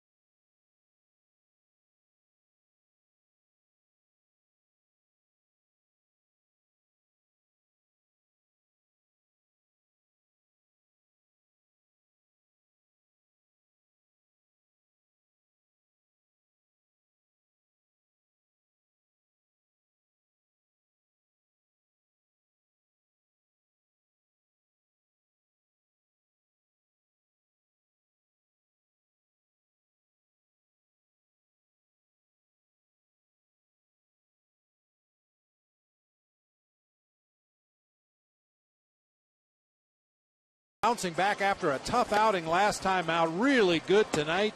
Pitched into the 6th inning, scattered 5 base hits, tied a career high with his 8 punch-outs tonight. And the bullpen has done a good job. Delgado, Hernandez, and now it's Brad Ziegler. The closer is on to work the bottom of the 9th here at Coors Field to try and nail down this 4-1 win. Brad Ziegler, 22 straight saves converted, tied for the longest active streak of the major leagues with Jonathan Papelbon. And the Diamondbacks here, if they can hang on and win this, will snap the 2-game losing streak and maybe pick up a game on the Dodgers. Dodgers hosting the Giants tonight. Right now, San Francisco leads that one in L.A. 3-1. Brad Ziegler looking for a bounce-back outing here tonight. Daniel Descalso will hit for the pitcher. There's strike one. Ziegler in that last game of the Oakland series at home pitched an inning and 2/3, gave up 6 hits and 3 runs. He hit a batter.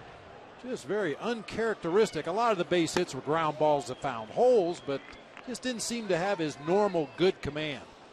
And there was some confusion or maybe disagreement between him and Wellington Castillo in terms of the signals or the pitch calls, because those two had to get together a number of times in that ball game and never did seem to get on the same page. So we'll see how this goes with Brad behind 2 balls and a strike. You saw the numbers on Descalso, 211 for the year. He's at 167 as a pinch hitter this year. Bidding for a base hit, and he's got it. It rolls into right center.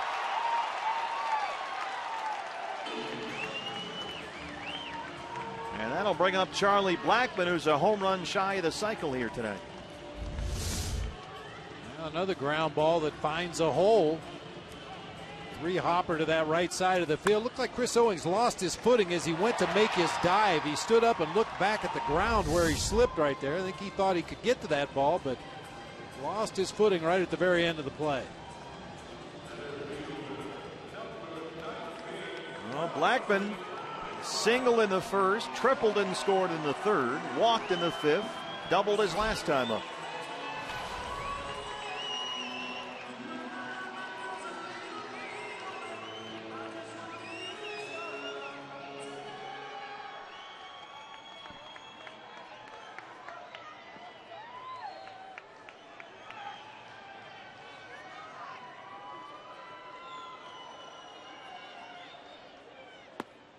Ball 1.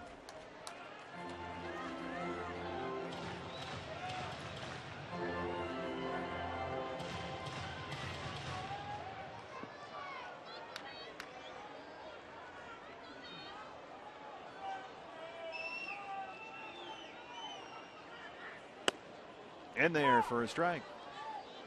Blackmon loves to hit in this yard. He's batting over .330 at Coors Field this year. Funny thing is, he's hit twice as many home runs on the road as he has here at home. A home run shy of the cycle.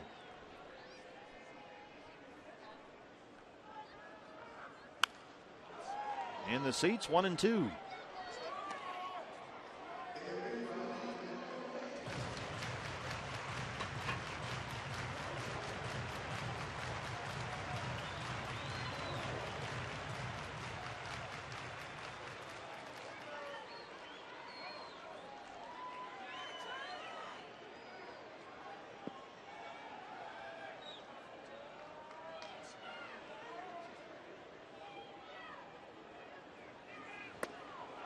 Got him. Big strikeout for Brad Ziegler. 1 down in the 9th. He retires Blackmon. Now he'll work to Reyes.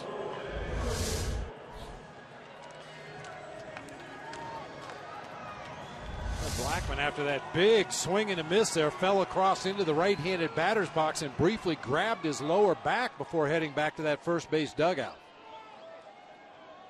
I think they better rest him for a couple days. Reyes 0 for 3 with a walk. Ground ball, fair ball down the right field line. Descalso will head for third. Stu Cole will stop him there. It's a double for Reyes. And the Rockies, with 1 out in the 9th, will get the tying run to the plate. And it's Nolan Arenado.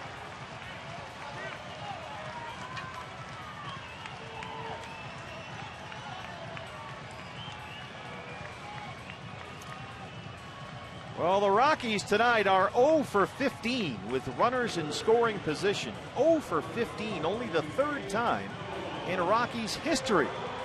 They've had at least 15 at-bats with runners in scoring position and had 0 hits. That's only happened once in Diamondback history. So this is a tough one here for Brad. Nolan Arenado, Descalso at third. Reyes at second, Arenado tying run at the plate, 1 out. He is hitless tonight, 0 for 4.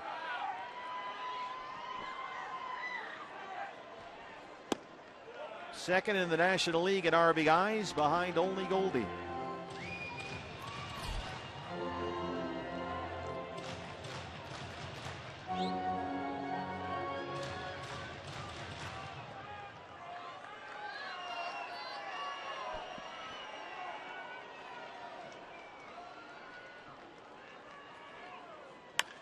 Drives it to left. That's off the wall. Descalso scores. Reyes scores. It's a 4-3 ball game. A long 2-run single for Nolan Arenado. And we'll have a look.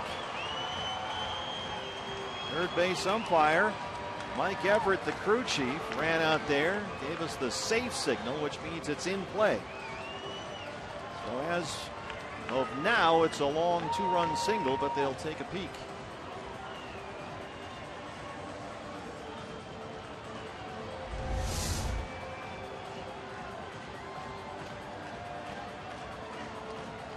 Off. Yeah, it's off the top of the wall. That's in play. Well, Arenado represents the tying run, so they'll get together. And what did you have? What did you have? Bounces off the top of the yellow here. Yeah. Clearly, you see the fan behind the fence, but that ball hits the yellow stripe and bounces back on the field of play. They're going to put the headsets on and have a look. But they'll see the same thing that we just showed you. This does not necessarily have to be a Rockies challenge. This, in fact, is an umpire crew chief review.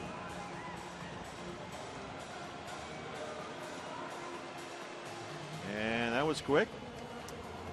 It's a 2-run single for Arenado, and now a 4-3 ball game with 1 out. Arenado is the tying run at first. Cargo will be the winning run at the plate. And here's Mike Harkey.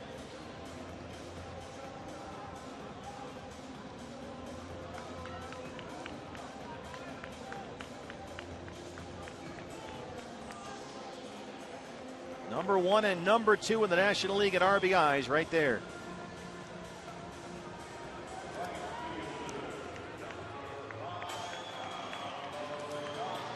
Yeah, Nolan Arenado, I think, got caught watching what he thought was a home run.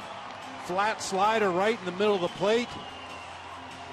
Not going hard all the way. Gets to first base, and David Peralta played the carom off the top of the wall perfectly. Arenado, by all rights, should be in scoring position at second base right now in a 1-run ball game. Instead, he's at first with 1 out for Gonzalez. Cargo 0 for 3 with a walk. There's strike 1.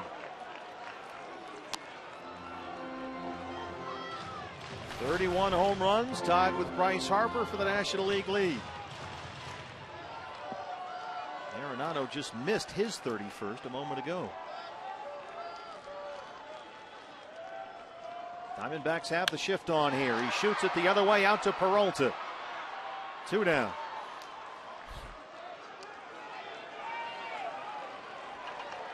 And now they'll work to DJ LeMahieu, who's 2 for 4.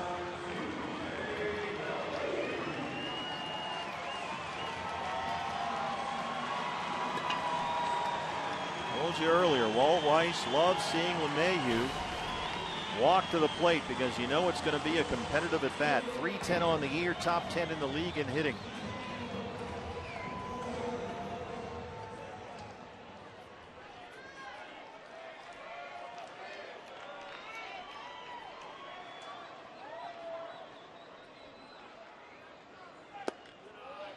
Ball 1.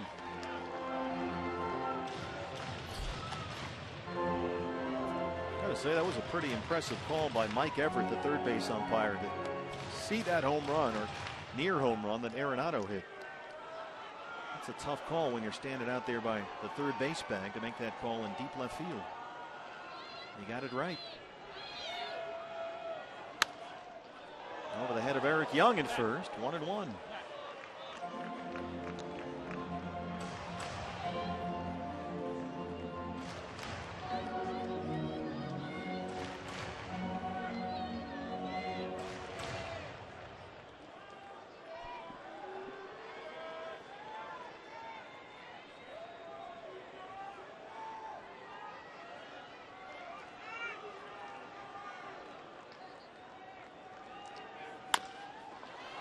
Off the glove of Ziegler. Can he recover in time? He throws it away. And now the winning runs are in scoring position for the Rockies with 2 outs. And Brad is limping around behind the mound.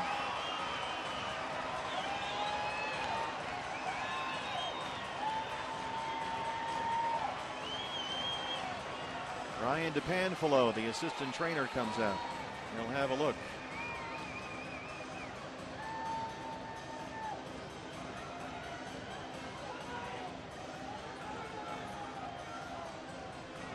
Nick Hundley will be the hitter. Here's a look. Just off the tip of the glove. And right there, his knee kind of buckled as he went after the ball, and then an ill-advised throw as he was falling to the turf out there. Gets over Goldie and up into the stands, putting 2 runners in scoring position.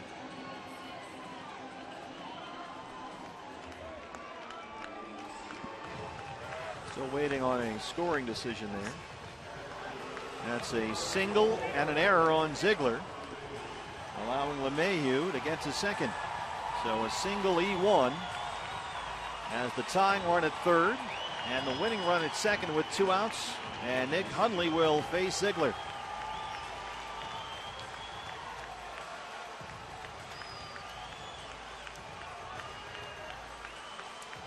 Hundley singled his last time up against David Hernandez. He's 1 for 4.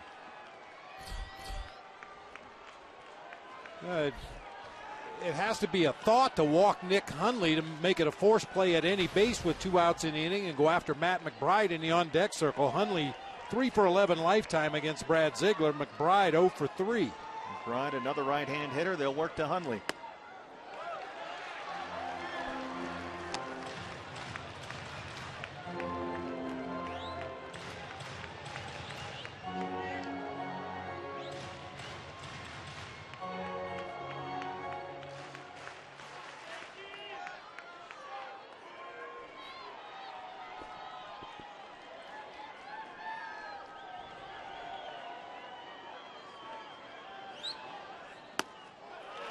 Two and 0. Think a little harder about it right now behind the count? Yeah, I think you have to. I mean, for me, I think Nick Hundley is a much more dangerous hitter than Matt McBride in the on-deck circle, and he's a more experienced hitter. He's seen more of Brad Ziegler.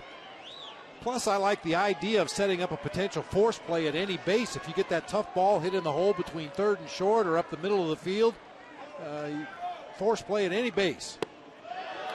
Brad behind 3 balls and no strikes. Matt McBride was just called up to the Rockies for the first time this year about 2 weeks ago. And Reynolds will get busy. McBride has spent most of this year at AAA Albuquerque. 3-0 to Nick Hundley.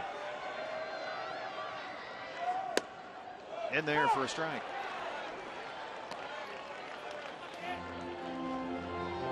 Hundley, having spent so much time with San Diego, is certainly no stranger to Brad Ziegler.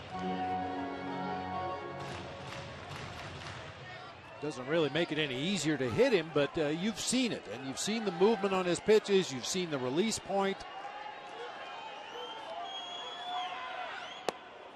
Strike 2. 3-2, 2 outs.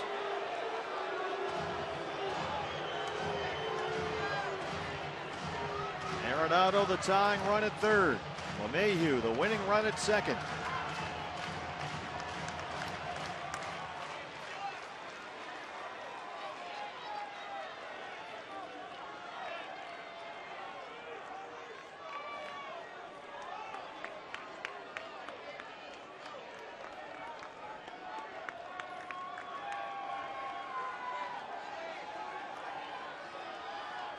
3-2 pitch.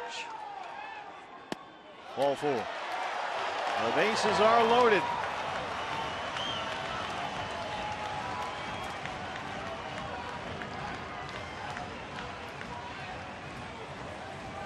And now they will recall Matt McBride.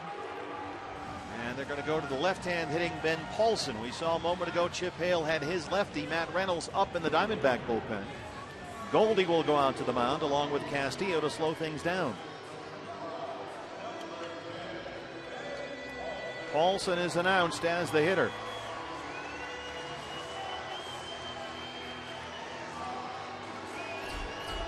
Tough decision here for Chip Hale. If you're going to get your lefty up, this is the guy you got him up for.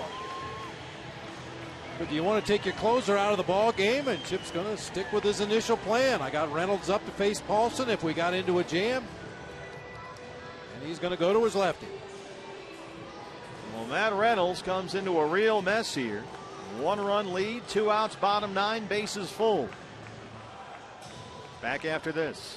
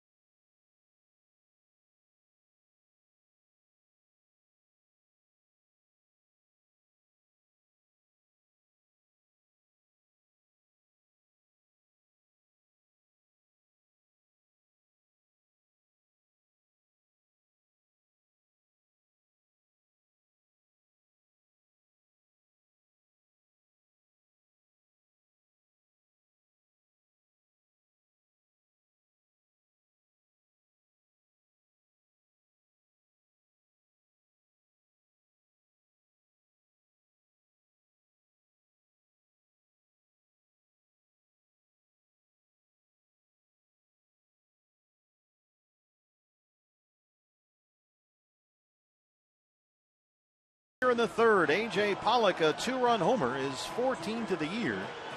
Made it 3-0 Diamondbacks at that point. It's our Chaz Roberts air conditioning cool play of the game. Well, we'll hope Matt Reynolds can keep his cool here. He's on to get the final out with a 1-run lead. Bases loaded for the Rockies, bottom 9th. And he'll work to Ben Paulson, who's been hot lately. 7 hits in his last 5 games, including a double, a triple, and a home run. The numbers on Reynolds, a 1.69 ERA.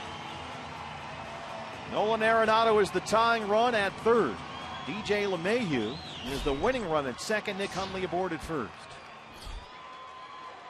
2 outs, Reynolds and Paulson, 280 and 10 homers.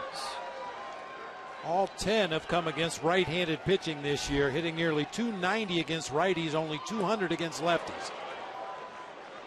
His batting average, drops about 90 points versus left-hand pitching.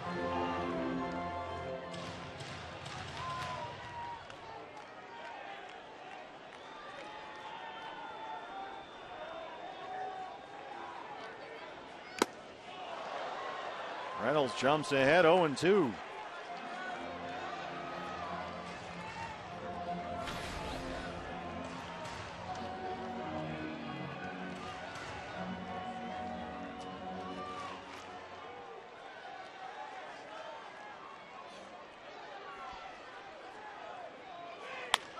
Base hit. Arenado scores. Here comes LeMahieu, and the Rockies win the ball game.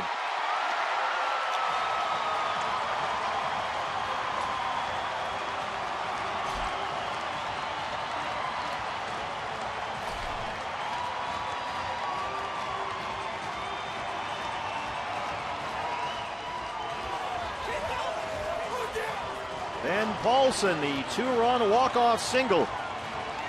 And Colorado, which trailed 4-1 in the bottom of the ninth, wins it 5-4. Boy, that's a tough one to swallow right there. Some mental mistakes in that ninth inning. Man. He's got to pitch up and out over the plate after blowing 2 fastballs by Paulson. Left one up and out over the plate. He guides it right back up the middle of the field for the game winner. And the Diamondbacks dropped to 63 and 68 on the year. They have lost 3 in a row. And the Rockies win the opener of this series. Diamondbacks now 8-5 versus Colorado this year. 5-4 the final. Diamondback Live postgame show is next right here on Fox Sports Arizona. More from Coors Field coming up.